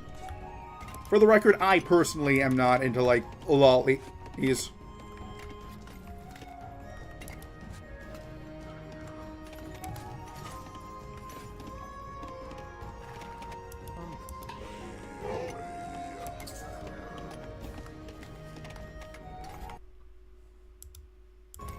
He was seen as a novelty, a meme to the people who supported him the most, whose persona served no other purpose than to be mocked, laughed at, and ostracized. And to think this cretin is still prowling the internet on sock Instagram accounts is enough to keep most parents awake at night. In many ways, Brian is the perfect example of a soulless predator who will stop at nothing to get whatever his twisted little heart desires, despite being well aware of the legal and moral objectives objectifications at hand, which is what makes him the danger he is. I worry that as long as he's walking free, he'll always be a threat to whatever community he'll manage to slip into next. But when it's all said and done, EDP445 will never be anything more than the man who callously put his entire career, friends, and life all on the line for nothing more than a measly little cupcake.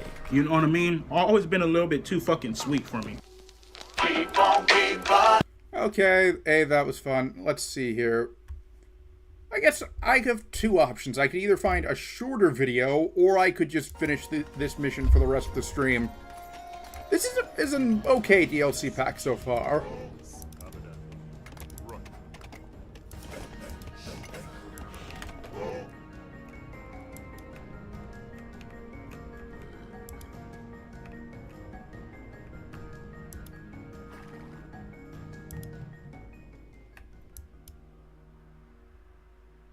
I cannot build camo riders.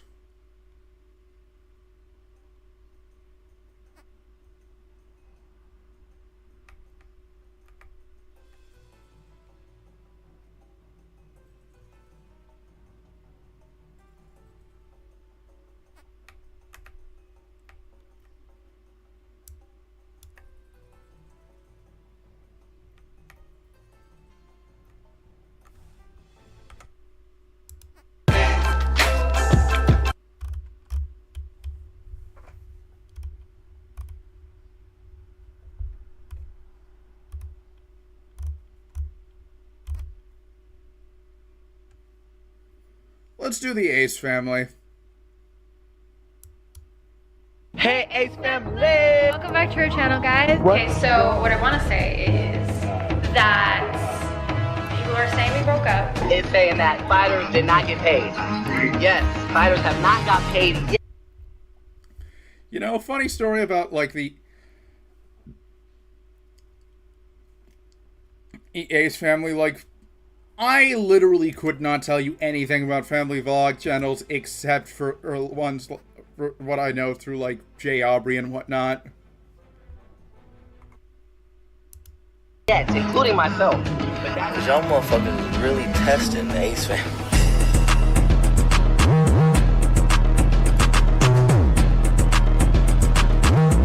It's not about, like people think that, like, views is about money and greed, and not everything in life is about money and greed. Hold our ball sack. And now, making his entrance to the ring, representing YouTube, Austin McBroom.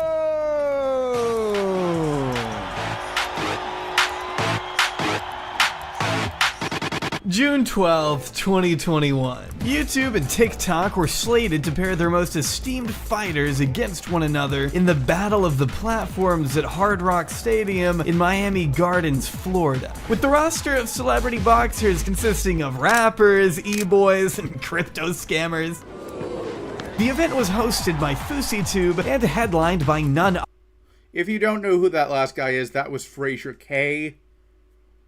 I'll probably react to his video, to the video CoffeeZilla did on his involvement in the Save the Kids scandal next week if someone wants me to. Other than the hardened Sway House warrior, Bryce Hall. I'll give you all of me, give me all of you. I gotta go sometimes, but you're always on my mind. Paired up against the Ace family's very own Austin McBroom. And as much as I hate both of them, I was rooting for Bryce to get decked in the face. Once the actual fight rolled around, the two put forward $1 million bet for whoever got knocked out, and although we didn't get any KOs, Bryce didn't exactly have the easiest time out there. I'm gonna knock out Austin because I'm an actual fighter. It's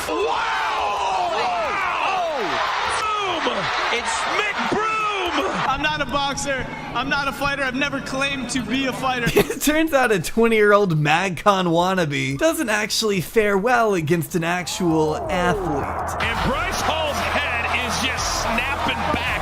Oh, he's a bobblehead at this point. But what I'm more interested in is the train wreck that ensued afterwards. See, with musical performances from Lil Baby, Trippie Redd, and DJ Khaled, All I do is win, win.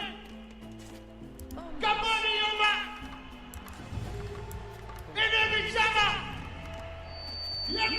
It was only natural for a fight like this to sell tickets, find investors, and make a monumental amount of cash all at the same time. Austin himself had speculated the event would easily generate anything from around $200 to $500 million profits. Only they made much less than that, spelling yet another scandal for the Ace family and massive legal trouble for Austin personally, to the point where their once dream home is now being auctioned off as we speak. Join me as we peel back the disingenuous layers of yet another family vlog catastrophe and uncover the blatant facade and shady history of the Ace family. Hey, Ace family! If you are new to this channel, make sure you hit that subscribe button. No. Good thing I don't have to. No, I'm gonna say it. Good thing I was on camera today. Okay. My hair looks up. I will not film like this. So just go. Okay. And over here at Campbell Hall, there's already a ton of excitement surrounding the football team. One big reason is the play of a brand new face on offense, who just so happens to double as one of the area's most highly regarded hoops performers. On the basketball court, Campbell Hall's Austin McBroom has always looked at home. Austin McBroom was born on May 20th, 1992 in Los Angeles, California. Apart from playing baseball and football at Campbell Hall, Austin dipped his toe into basketball. You know, one thing I do want to do, like, if I manage to get, like, semi-successful, is appear in one of these videos. Not, like, as, like, the subject, obviously. Like, I don't think there's anyone who would, like, voluntarily want that to happen. Unless, like, it was, like, a positive one. But rather more, like, as a guest who, like, would give an explanation to the host or something. Get what I'm saying?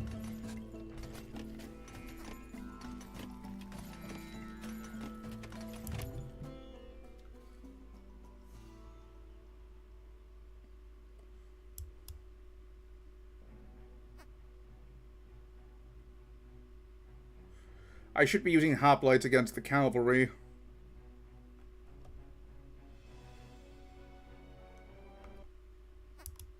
And was reported to have averaged 25 points per game his senior year of high school, being named first team All-CIF Division III AA. Now, what the fuck does that mean? Basically, he was really good at basketball. With skills following him all the way up to college, Austin bounced between 3 universities and eventually became an NCAA point guard for Central Michigan in 2011 on a full-ride basketball scholarship. He was an incredibly valued player and even pondered a professional career before meeting Catherine Pays at a local dinner party in 2015, an Azalea swimwear and Victoria's Secret model who he's convinced was into him at first glance.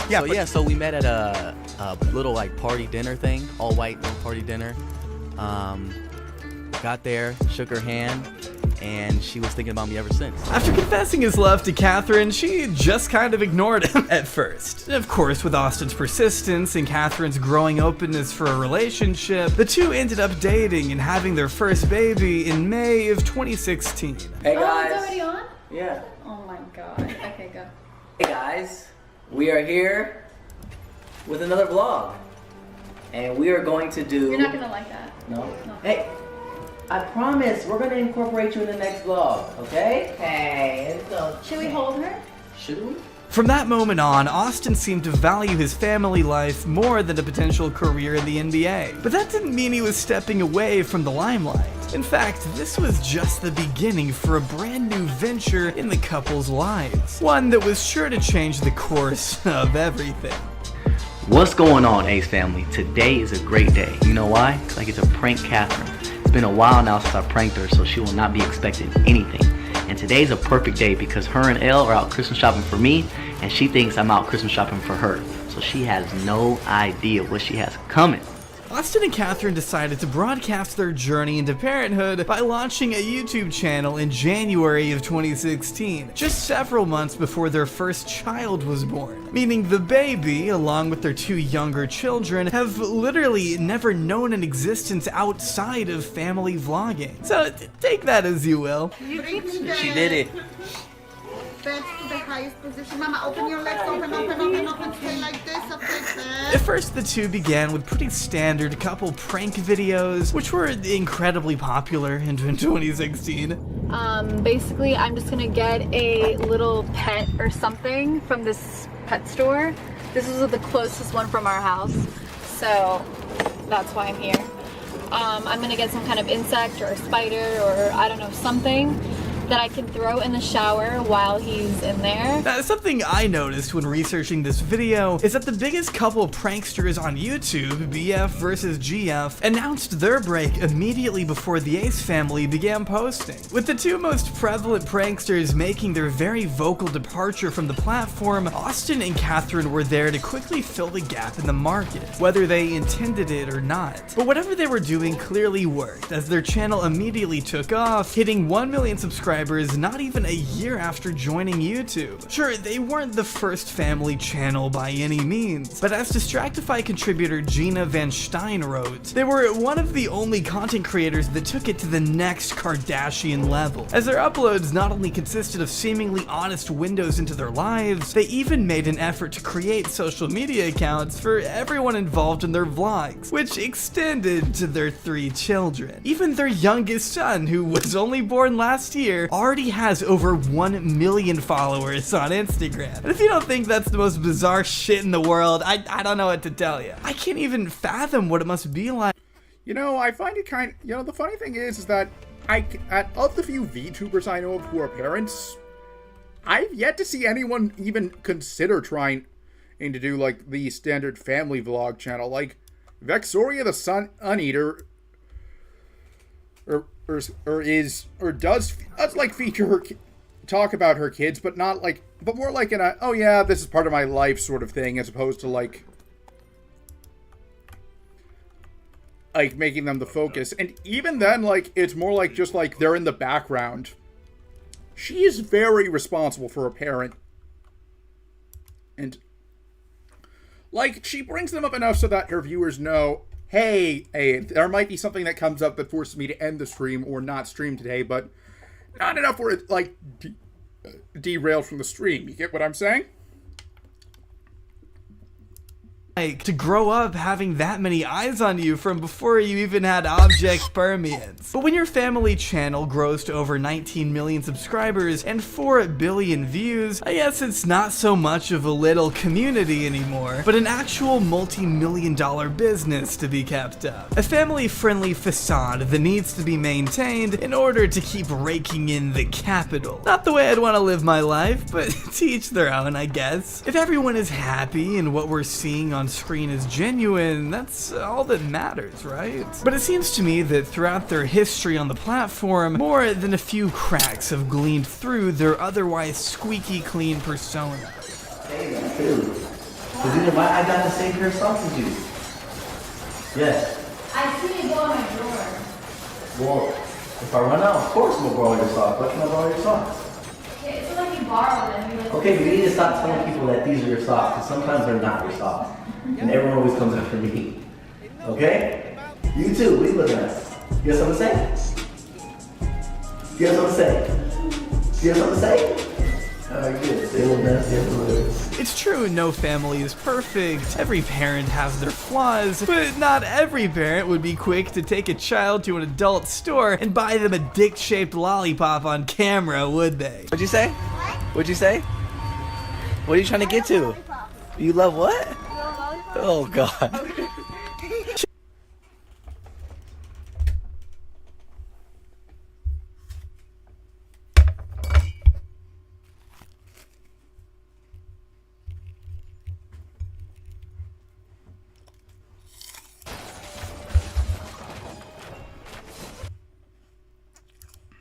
What the, huh?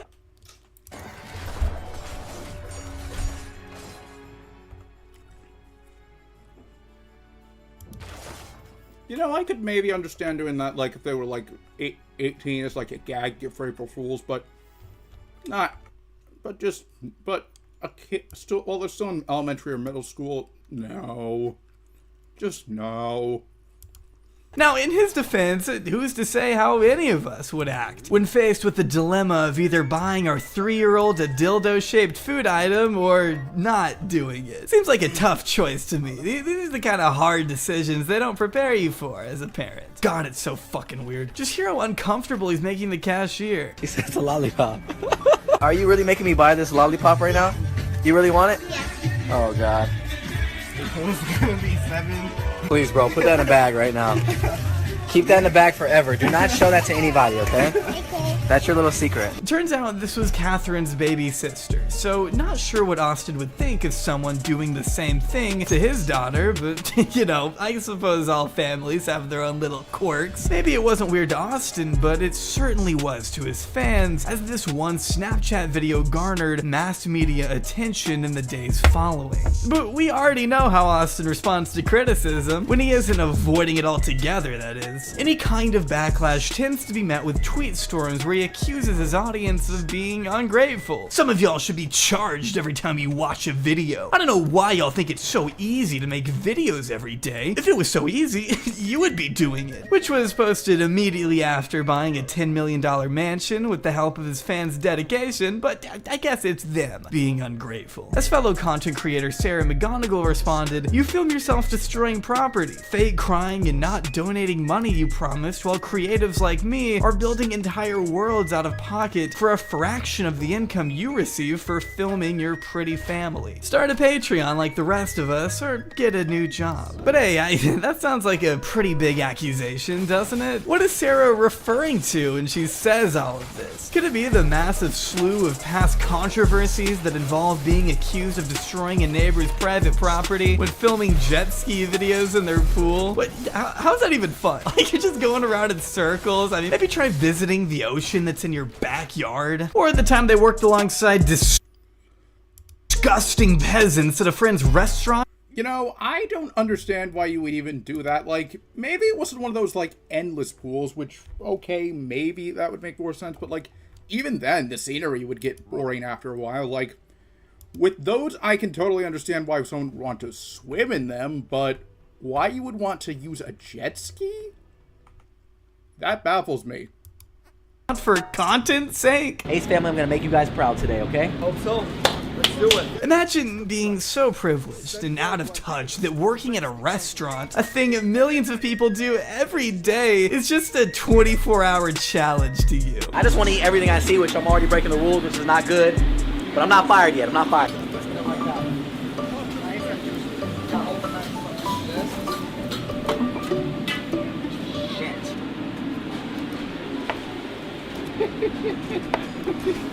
The order should be out by today. Alright, just making sure. I just want to make sure they're equally, okay? They're equal. All right. Yeah, I'm sure they were thrilled to have him. It's basically just Austin not taking any of it seriously because, well, he's a multimillionaire and doesn't need to do a good job, unlike the employees he's working alongside and making a mockery of. What kind of cheese? Excuse me. This is barbecue chicken pizza. Okay, yes. Thank you. Wait, this is the Yes, sorry about that. And then what kind of cheese? And these are just the tip of the Ace family iceberg. The Ace iceberg. The iceberg? So earlier this year, Austin announced a little project called the How I Became a Millionaire program, and it's fucking hilarious. This is where it all started. I was living here about 5 years ago with Catherine. Now this is my home, my dream home, and I've been very blessed and fortunate to be able to have done it through the power of social media, which is why I'm here today, to teach all of you the secrets to social media and to help you accomplish your dreams. So the point here is, I guess, to teach his 5-year-old fans the Alpha Sigma grind set and Yeah, I was about to say that reminds me very much of, like, Hustlers University or whatever it is Sneeko is constantly trying to sell. For the record, I have no intention of buying either one of those. Unless it wasn't making, like, a video showing what was actually in them. But even then, like, everyone said I can just find it with simple Google searches, so I'm not even going to consider making that video. One video I would consider actually making? And streaming on every platform, or I can possibly stream on and then posting, like, a review. become their own self-made millionaires one day. Through, I don't know, scamming them? According to Austin, the project teaches fans the secrets to social media to help them achieve their dreams. Or in other words, have a baby and then milk it for content. And of course, it's hard for me to imagine why anyone would take financial tips from a guy facing a multitude of lawsuits, but we aren't there yet. I mean, the chorus alone was $50 a month? How are you supposed to become a millionaire when doing the equivalent of throwing $50 into a fire? But if you wanted to enroll, you can't. It's closed. Their Instagram is completely private. Yeah, totally a good sign. I have no clue what the chorus even consisted of, really, besides some just vaguely written goals and thrown together buzzwords on their website. And that's not even mentioning what people found in the user agreement, which includes a million words of legal jargon that essentially boils down to, we own any content that you post. We can reuse it however we want, we can monetize it however we want, and there's nothing you can do to stop us. Even if we just take a video idea and do it ourselves or steal. You know, I did mention that I'm applying for an agency, and it does not look like they're doing that. Like,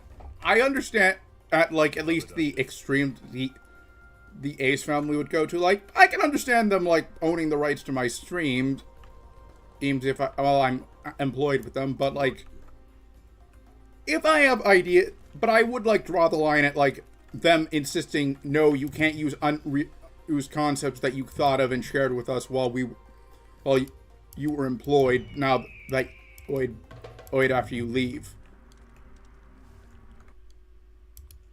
Your merch concept because we like it for our brand, that's fair game, dude. And if that's not enough, users were reporting technical problems basically since its launch, feeling sort of reminiscent of another non-scam peddled by Austin McBroom just months prior called Ace Club, which was meant to give their fans exclusive content, live streams, and even giveaways that unfortunately had to shut down out of nowhere because they, the family, got scammed. Didn't go into much detail, didn't own up to anything, just shifted the blame onto an anonymous website developer, threw their hands in the air and said, well, sorry, y'all got scammed. You guys got scammed, and unfortunately, the people that we partnered with in that adventure, they end up, I don't really like to talk negatively, but they just weren't good partners. They end up, unfortunately, scamming us. And it kind of like hurt us in a way because in reality. So is it possible he's merely dangling the prospect of getting rich over his audience's head in an effort to make a quick cash grab? Yeah, looks like it. Wouldn't be the first shady thing he's done, considering back in 2018 when 25k of a reported 100k seemingly went unaccounted for during a basketball charity event. Or maybe take, for example, the other basketball charity event in 2019 when Austin chose a random person from the crowd to win $100,000 cash prize, when the winner was actually just one of Austin's longtime friends and semi-pro basketball players. You know, whatever. Coincidences happen, right? At this point, it's pretty impossible for Austin to avoid controversy. But if you think we're out of the woods yet, just buckle up, it gets worse. There's every month there's cheating rumors about you going on. You never address it. Is there a reason why? But first, I want to give a huge shout out to our sponsor for today, Brilliant.org. Brilliant is an online learning platform that aims with the first 2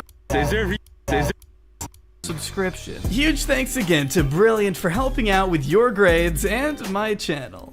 One more question, one last question, Austin. What up, bro? I gotta ask. There's every month there's cheating rumors about you going on. You never address it. Is there a reason why?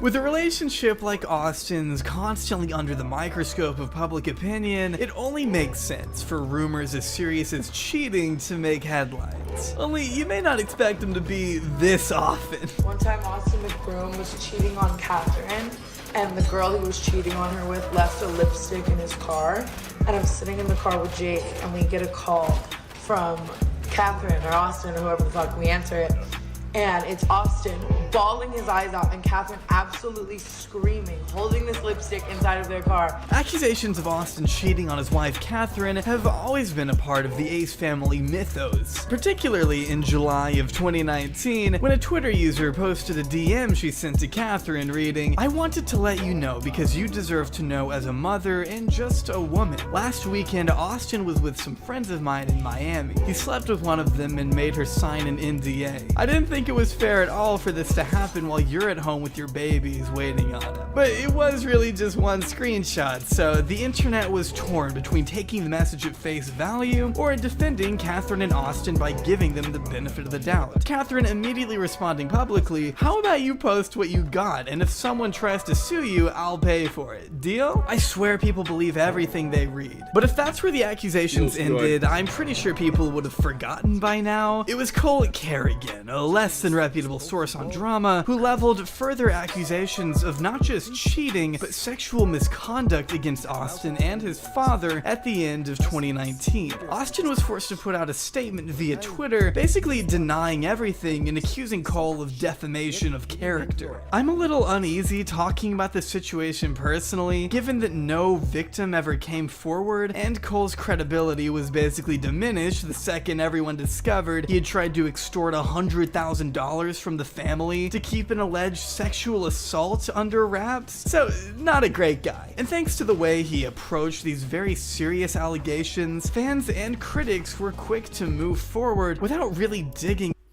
You know, I'm now wondering, like, aside from the one example you're probably thinking of involving a certain shoujo member, are there any other VTubers who are notable for, like, having cheated on their significant other?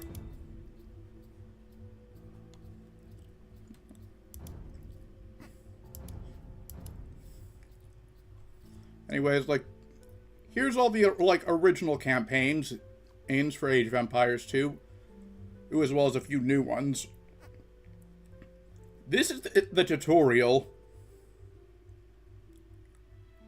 Well, and whatnot. These are ones that are in. Ooh. Let's play as the Sicilians and see what that's like. They were introduced pretty recently.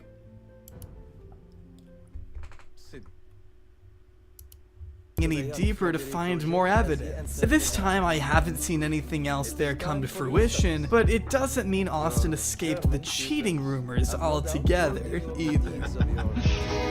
I'm in trouble, Austin? Does your wife know that you cheat on her every weekend? Does she know that? Oh no, Logan Paul. But I will tell you of the other. My dad brought me a chicken sandwich in case you're wondering about this. You message every single girl on Instagram trying to get in their pants? Unfortunately for their brand, more allegations began circulating again around the summer of 2021, when local circus act and tits coin ambassador TanaCon decided to throw her hat into the conversation. But she tweeted out, one time Austin McBroom was cheating on Catherine with a random girl and she left a lipstick in his car. Then I was You know, funny story about TanaCon, like, you may, like, Sunny V2 did a video that was actually pretty good, but that I actually probably would have reacted to on stream at some point if it wasn't for, well, the terrible video he did on Chris Tyson, which basically made me swear off of him. Sitting with Jake in the car and he gets a FaceTime. It's from Austin crying and Catherine is yelling, "Is this Tana's lipstick?" Austin says it is, and it wasn't. Now I'm sure it was no coincidence she posted these on the very day he was scheduled to face Tana's friend Bryce Hall in the ring, but regardless, Austin found himself embroiled in yet another controversy thanks to Tana's insight, if that's even the right word for it, I don't know. Cap to the biggest clout chaser of them all, and it was actually Erica Costell's lipstick, dummy. I was taking Jake and her back to Jake's house. This lame-ass lie ain't gonna save the attention that your little BF Bryce is about to get his ass whooping. Now, as hard as it is for me to say whether or not Austin was bluffing here, we at least know he wasn't lying about the last part. Right here. Go for the kill right now. Right. There it is. But Jake's girlfriend Erica herself ended up responding, seemingly squashing any rumors of cheating by confirming his story, which is when Tana really let loose and claimed he started a fake nanny company to cheat and hired 4 of her friends as nannies and masseuses he could hook up with when Catherine wasn't home. And she's screaming and she's like, "It's the lipstick, Tana's. Austin says the lipstick's Tana's," blah, blah, blah. Austin's bawling. My dumbass thinks that the right thing to do at the time is save the kids, save the kids. So I lie to Catherine. I'm like, "This is my lipstick." It wasn't my lipstick, Catherine. I'm really sorry. But we team Bryce out here on God, so. If anything, it's entirely weird and suspicious. Who should I work for?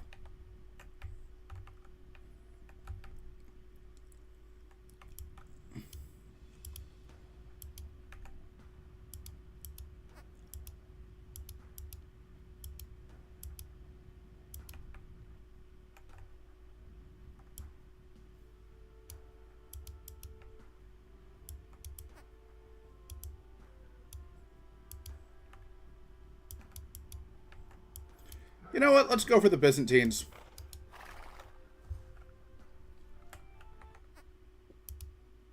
For Catherine to be so accusatory after finding the lip liner in Austin's car, and to me it demonstrates a sense of doubt in the relationship. Maybe if he didn't cheat in this instance, he still could have broken her trust in the past, explaining the paranoia Tana seems to be alluding to. And if she's telling the truth, Catherine does not seem at all okay with it, which would go against the theory that they're in an open relationship. But of course, this is all just petty speculation at the end of the day. None of us really know. I just think it's fun to theorize about the real lives of multimillionaire couples who exploit babies for the sake of ad revenue. The point is, Austin has always carried a shady reputation. That much is obvious. And although nobody really knows the true inner workings of their relationship, certain online figures have still come forward with their own alleged experiences with Austin. Take for example Monty Maney, I think. A TikToker and Instagram model who took to social media to blast Austin for allegedly bringing her out to LA to give her a package. Not the kind she had in mind.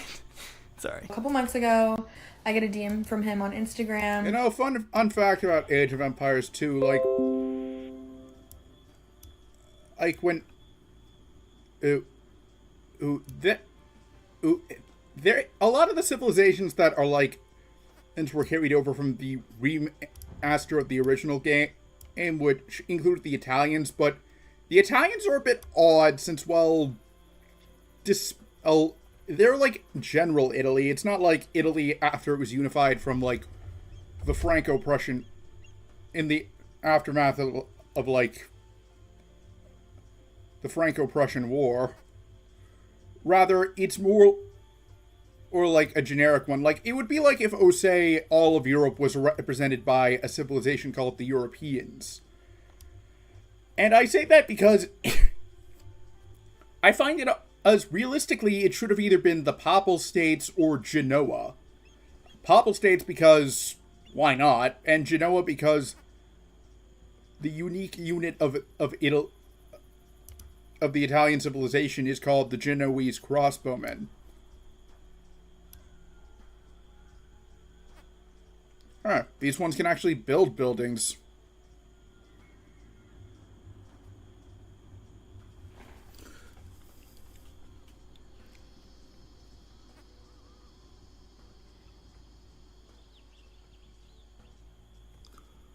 Oh, wow. The Sicilians can actually have a semi-decent, have a pretty good replacement, and for the watchtower, or I'd still prefer bombard towers to it, but this is not a bad civilization from what I know of it so far. This is my first time playing it.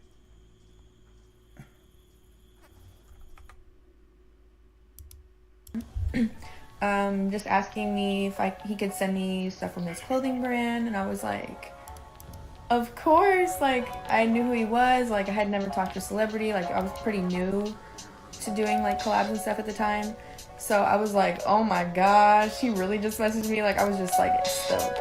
Basically, she claims he reached out to her to promote their clothes on Instagram. Only when he brought her out to his house, they ended up getting down to business in a way that was a little less than conventional. So we text, he asks me if I'm going to be in LA anytime soon, and I'm like, yeah, I can be in LA if it means you personally hand me the package, of course. We're texting a little bit throughout the day, like, you know, kind of like seeing what I keep asking what the plans are later and like what exactly we're doing, and he kind of just keeps beating around the bush and not being direct and just kind of vague. It really bothers me. I'm like the type to like want to know what we're doing. So like we were supposed to meet at like 6, and it got pushed to 7 and 8, and then I text him at 9 like, okay, what is the deal? Like, I was like, why are we meeting so late? He picks me up in the blue Rolls Royce that everyone knows. So I'm like, okay, so it shouldn't be anything fishy. Like, he's not trying to be sneaky about it, whatever. And then where do we pull up? To a house in Malibu. And I was like, oh my God. I knew it was like not completely business when he turned on Netflix and we were just watching Netflix on the couch, like just talking and stuff. And I'm just like, what? And then he like grabs a blanket and just like has a blanket on himself. At this point, we're like not close together at all. And he like, it tells me like come over and like lay with him. And I'm just like, hey, look, like I'm really trying to do business. That's what I thought this was. He starts telling me like him and his wife aren't really together. It's just for publicity, blah, blah, blah. And I'm like believing it. I'm just being naive, like as can be. And here's where I'm a little ashamed. We did end up doing the thing. She was ashamed, but she claims it happened, and proves it by showing his real Snapchat account at the end of the video. While bigger influencers have been quick to validate these rumors, none of us really know for certain what goes on behind the scenes of the Ace family's, former mansion? I don't know. What I do know for a fact is one of my friends has literally the Ace guy, and he cheats on that woman all the time, and I'm pretty sure she probably gets DMs about it all the time, and the wife is obviously making a decision to like stay with the husband. There's a lot of like cheating rumors going on out there. What do you have to say to that? Why do people make stuff up like that? Try, my guy. Have a good one, bro.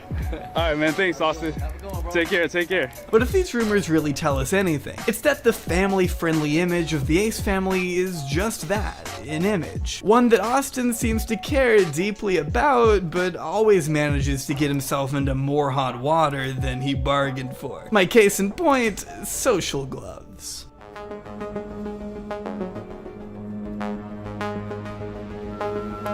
Since 2018, boxing purists and career athletes have had to grapple with the newest trend in the world of sports, influencer fighting. Thanks to an insanely popular exhibition match between the undefeated Floyd Mayweather and Logan Paul pulling massive amounts of views and dollars, this new brand of fighting has not only enhanced the careers of those who participate, but revived the sport of boxing as a whole, drawing new pairs of eyes and changing the fighting landscape maybe forever. If you're a famous TikToker looking to make some quick cash and garner mass media attention, it only makes sense to put yourself in the ring with another evenly matched influencer, which is exactly what Austin McBroom intended to do when putting together Social Gloves, Battle of the Platforms, a fighting event that pitted YouTubers Deji, FaZe Jarvis, Tanner Fox, Landon McBroom, and Ryan Johnston against a bunch of no-name TikTokers I didn't even know existed prior to writing any of this. I promise you the specifics here don't matter. The real highlight was TikToker Bryce Hall headlining the fight against Austin McBroom himself. Except I think I forgot to mention the Social Gloves trademark is reportedly owned by Ace Hat Collection Inc., which, you guessed it, Austin McBroom is listed as the CEO, with his wife Catherine being listed as secretary,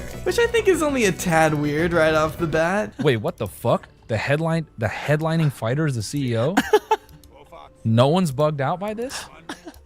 Like, there are only a few people who do shit like that. It's like Floyd Mayweather. Yeah. You know, one of the greatest. Yeah. Connor, Oscar De La Hoya, like people who have like history in the fight game. He also owns a company called Simply Greatness Productions, which is probably what I would name my company if I were trying to launder money. But regardless, SGP ended up partnering with Live by Live, a legitimate, publicly traded company that specializes in broadcasting live events like these. On the surface, it didn't seem like much could actually go wrong, right? Right? Well, that's where you're wrong. LiveX Live is a publicly traded media and event productions company that was hired to put on the Social Gloves event. They are suing Austin McBroom, Austin's dad Alan, and Austin's company Simply Greatness Productions, claiming $100 million in damages. See, before the event and before the dueling lawsuits that are now plaguing the Ace family name, Austin went on to predict the event would make up to $500 million from ticket sales alone, which you have to understand is an ungodly high expectation considering tickets were only $50 to $90 a pop, which is still way too much in my opinion. Like, you can just pirate it like a normal person. But the event only went on to sell about 136,000 tickets. So even if we assume all of them were $90 each, that's just shy of $13 million, just slightly off from the prediction Austin had made, which makes for a huge problem when you've already promised $5 million to Bryce alone. Everyone involved with organizing the event, the fighters, the investors, are all on the payroll, which is why it was imperative that Austin knew the figures going into it. And according to the Live by Live CEO, he did. And here's the crazy part of this, right? And I apologize, I left this out. Austin was telling Bryce and telling Taylor that he didn't know any of the numbers. He was getting the numbers every day. And as it got close to the fight, he wasn't getting it every day. He was getting it every hour. And as we got to the last couple of days, he was getting it every 15 minutes. On top of that, Austin even required the fighters to sign an NDA before signing them to first position, including himself, which, as far as the CEO is concerned, is fraud. Austin got all the fighters to sign an NDA, then signed many of them. Wait, is that like is the gallows or something? Where did I put my...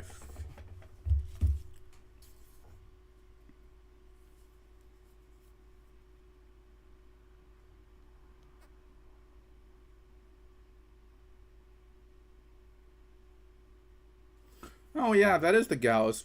I was just surprised because I did not know that was actually an object in this game.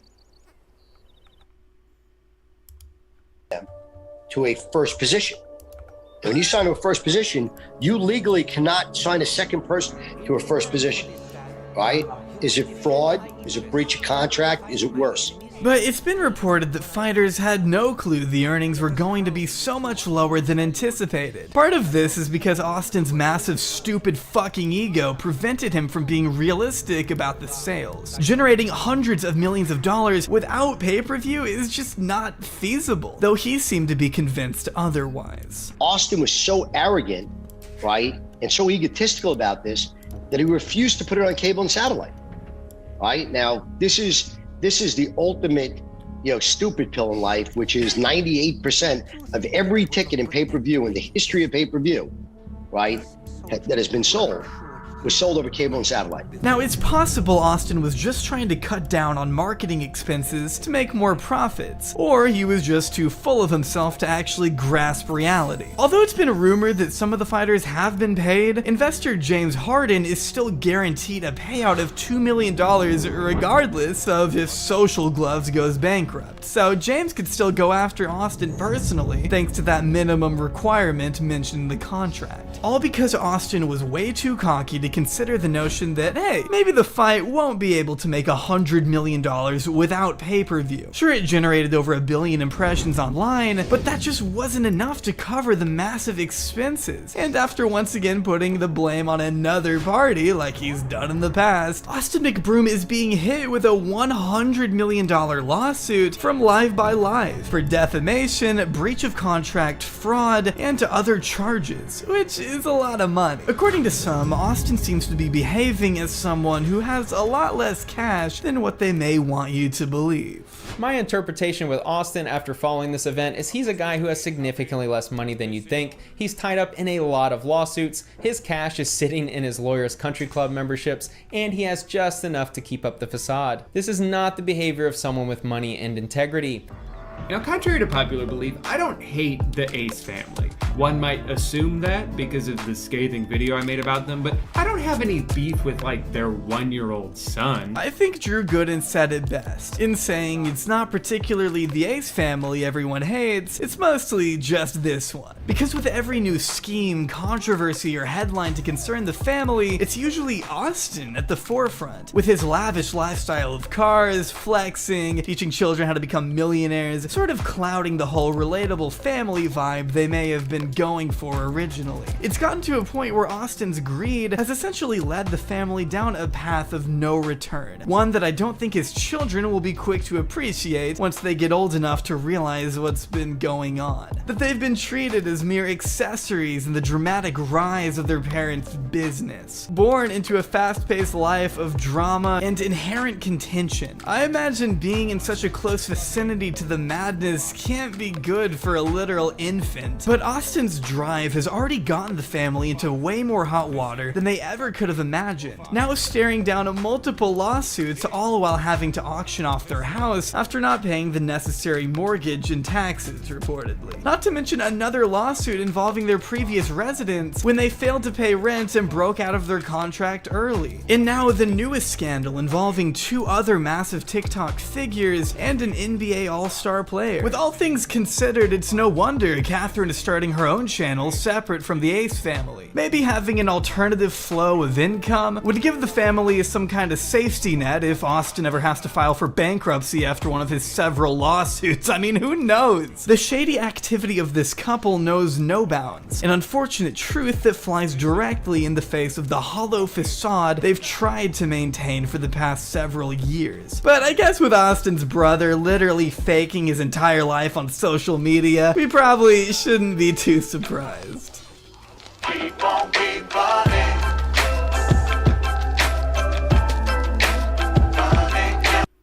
Yeah, that was certainly informative. Like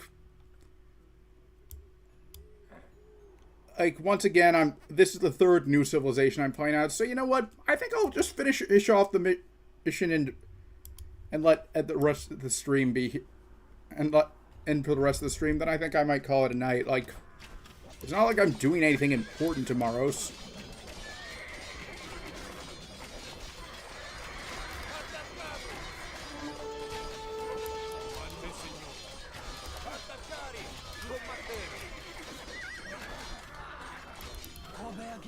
Comes. Protect your homes from this devil. Norman, explain to me how you plan to defend the Emperor's lands by not sending troops to the villages already under attack.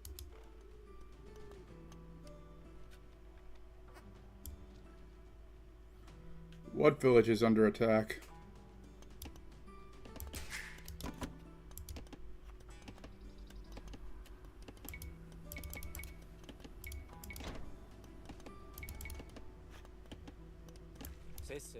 Pronto, sogno. Lord Robert, we have heard of your exploits and wish to serve you. All right.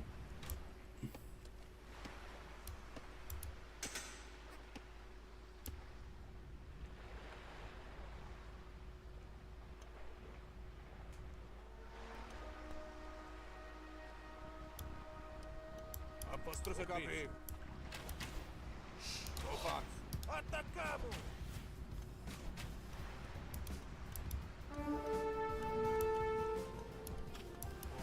Combattiamo! Attaccare!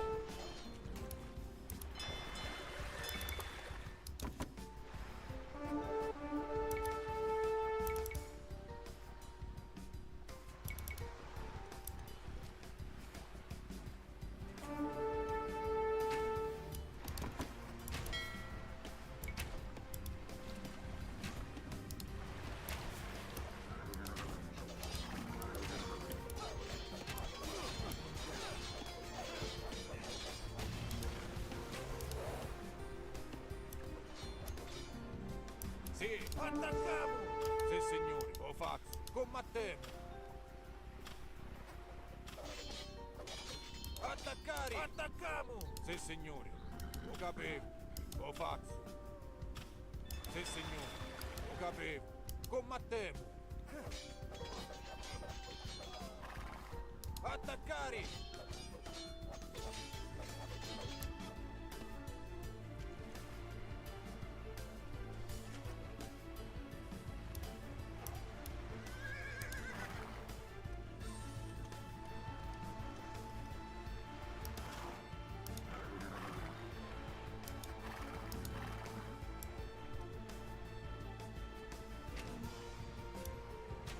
A vostro servizio.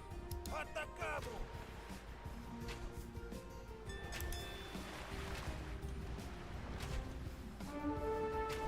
Sì.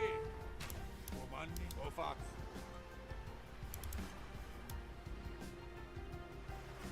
Ordini. Se. Taglialegna.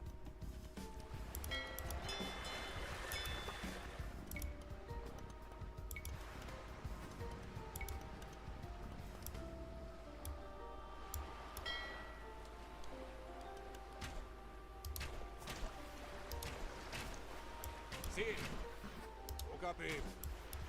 Sì, signore.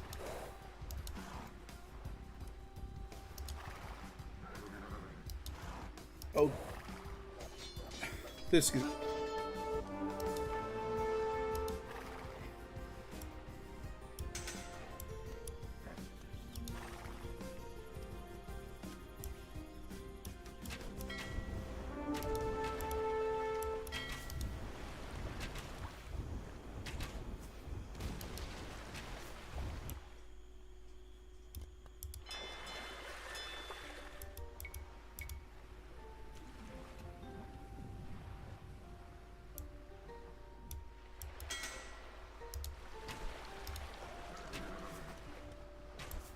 A vostro servizio.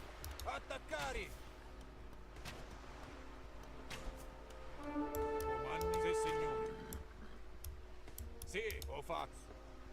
Combattemmo, ho capivo. Ho fatto. Sì, signore. Ho capivo. Sì, signore. Ho capivo. Ho fatto. Sì, signore.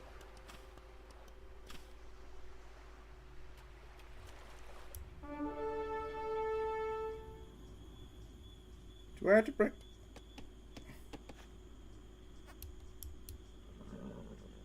That's probably why. I didn't bring...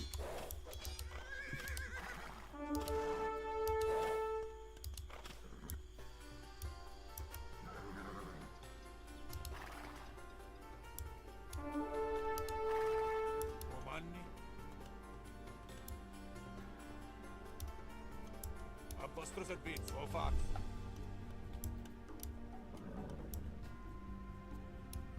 Ho capito. Sì, ho fatto.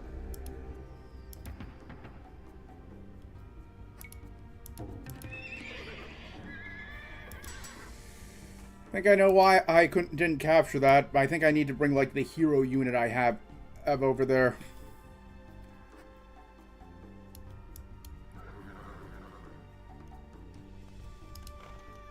Salutiamo. Muratori.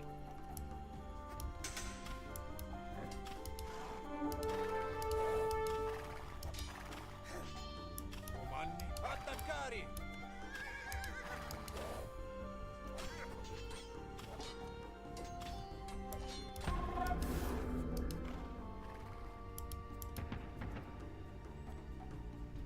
A vostro servizio. Oh, that wasn't it. I just needed to kill the last unit. Well, we've got all the baronies, so all we have left to do is take out the Lombards. Let's see what the scouting report says.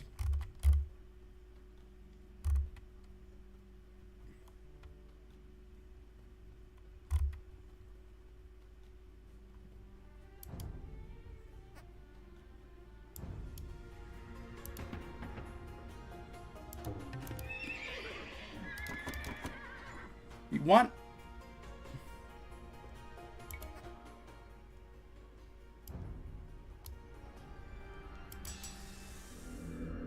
Robert, my dear brother. In the court of Duke William, they tell tales of you fighting giants and dragons. They call you Giscard, the cunning fox. I had to come and see for myself. Do not believe every tall tale whispered in a bastard duke's court, brother. Well, I was going to say I'm going to need to train knights, but the game is giving me quite a few. What I actually need to make are siege weapons. Sì, sì.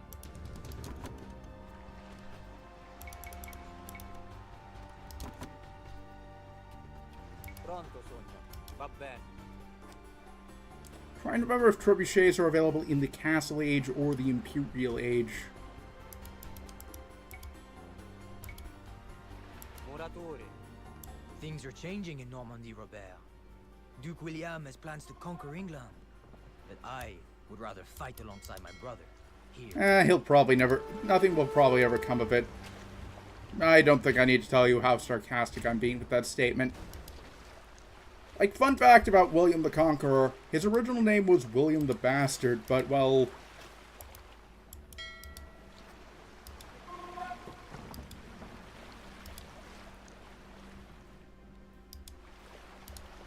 Well, after he conquered England, he changed his...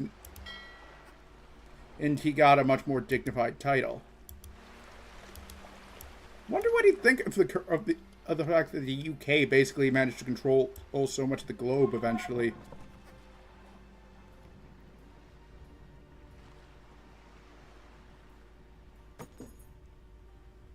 Where's the rest of my... Ah, there we go.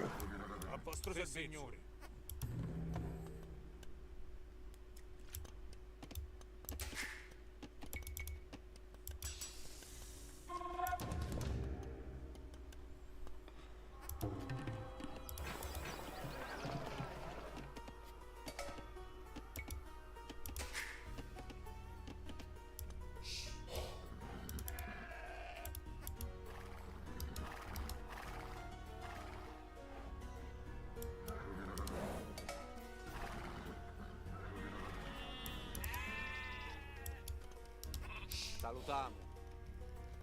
Ordini.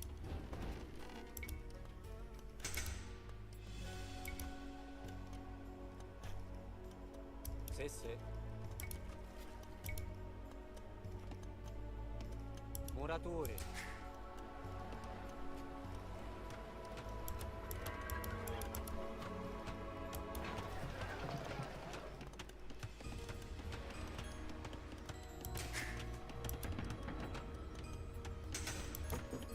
Like, as you can see here, like, it's not as, like, so low-paced as, like, Hearts of Iron. Like, there usually is something for me to do.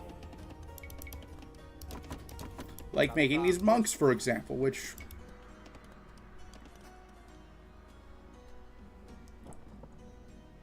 Immediatamente.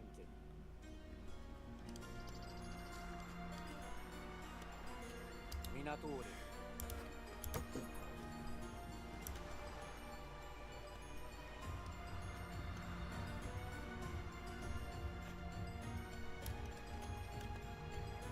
Which allow me to heal my units.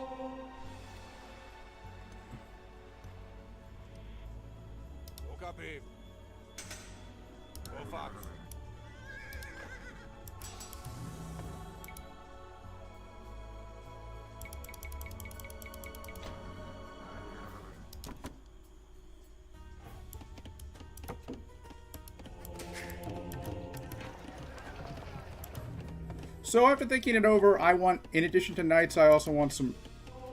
Huh, didn't know there were goats in this game. Weird, but... Weird that I never noticed that, but hey. Yeah, anyways, the name of the game is Archers and Cavalry. Comandi.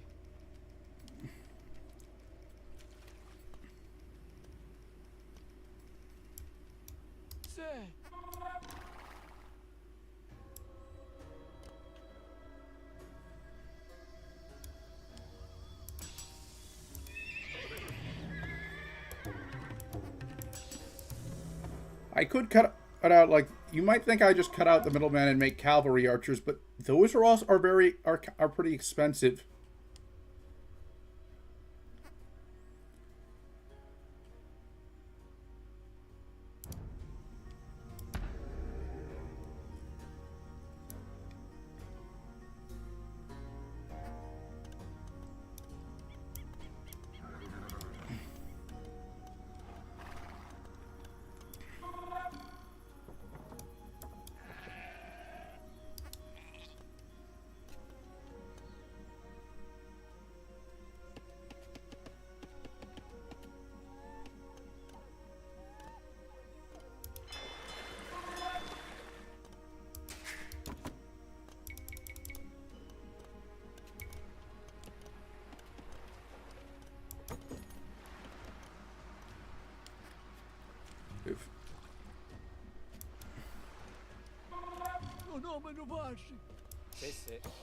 I wonder how different Sicilian is from regular or Italian.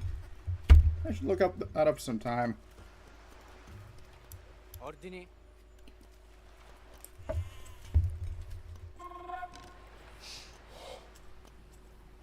Minature, minature. Pronto, sogno. Giusto, se. Taglialegna.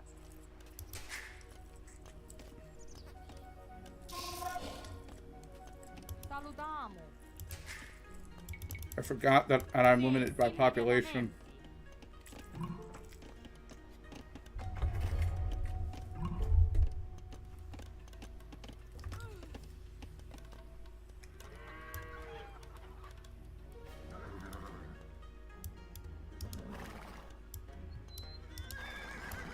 A servizio vostro. Sì. A vostro servizio. Comandi, o capito? Sì, signori. Sì. Lo faccio.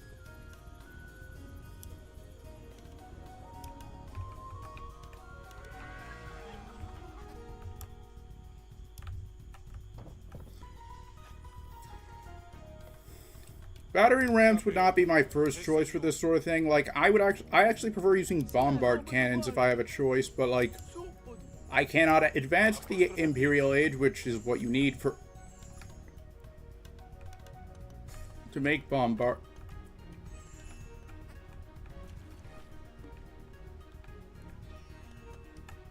Salutiamo.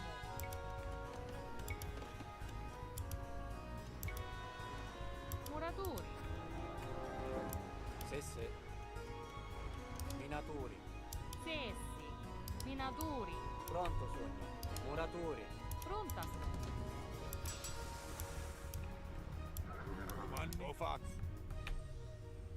Sì, signori. Ho capito.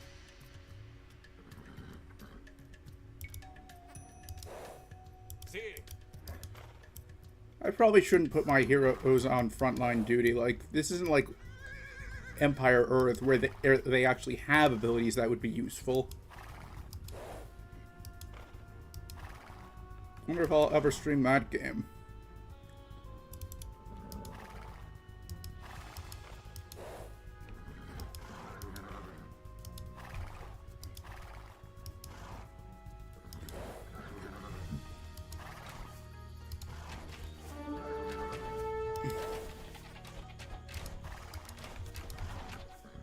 A vostro servizio. Lo faccio. Comandi, sì, signori. Lo faccio. Combattevo. Sì. Ho capito. Comandi. A vostro servizio.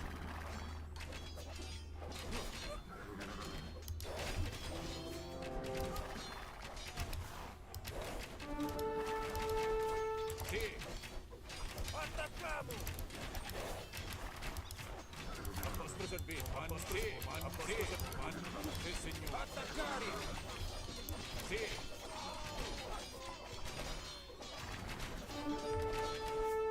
You know, fun fact about out pikemen, like, the spear is arguably the most powerful. You underestimate me, Norman. I know you plan to betray me. Sì. Combattevo. The Italian peasants make poor fighters. Get on your horses, men. We will conquer other Norman baronies to grow our warband. Salutiamo, va bene.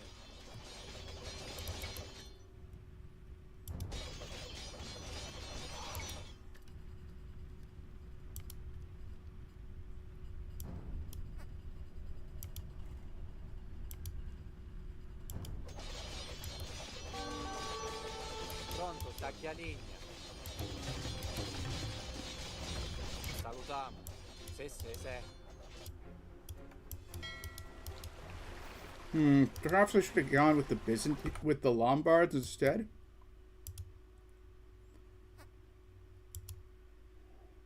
Well, anyways, I think I'll end my stream here anyways. Probably should have done more look into this particular campaign, but if you're still with me, thanks for tuning in. I'll see you tomorrow. I'll be doing a quick... Oh, but in the meantime, I'm Andreas Rebel, and I will see you when I begin my next assignment tomorrow.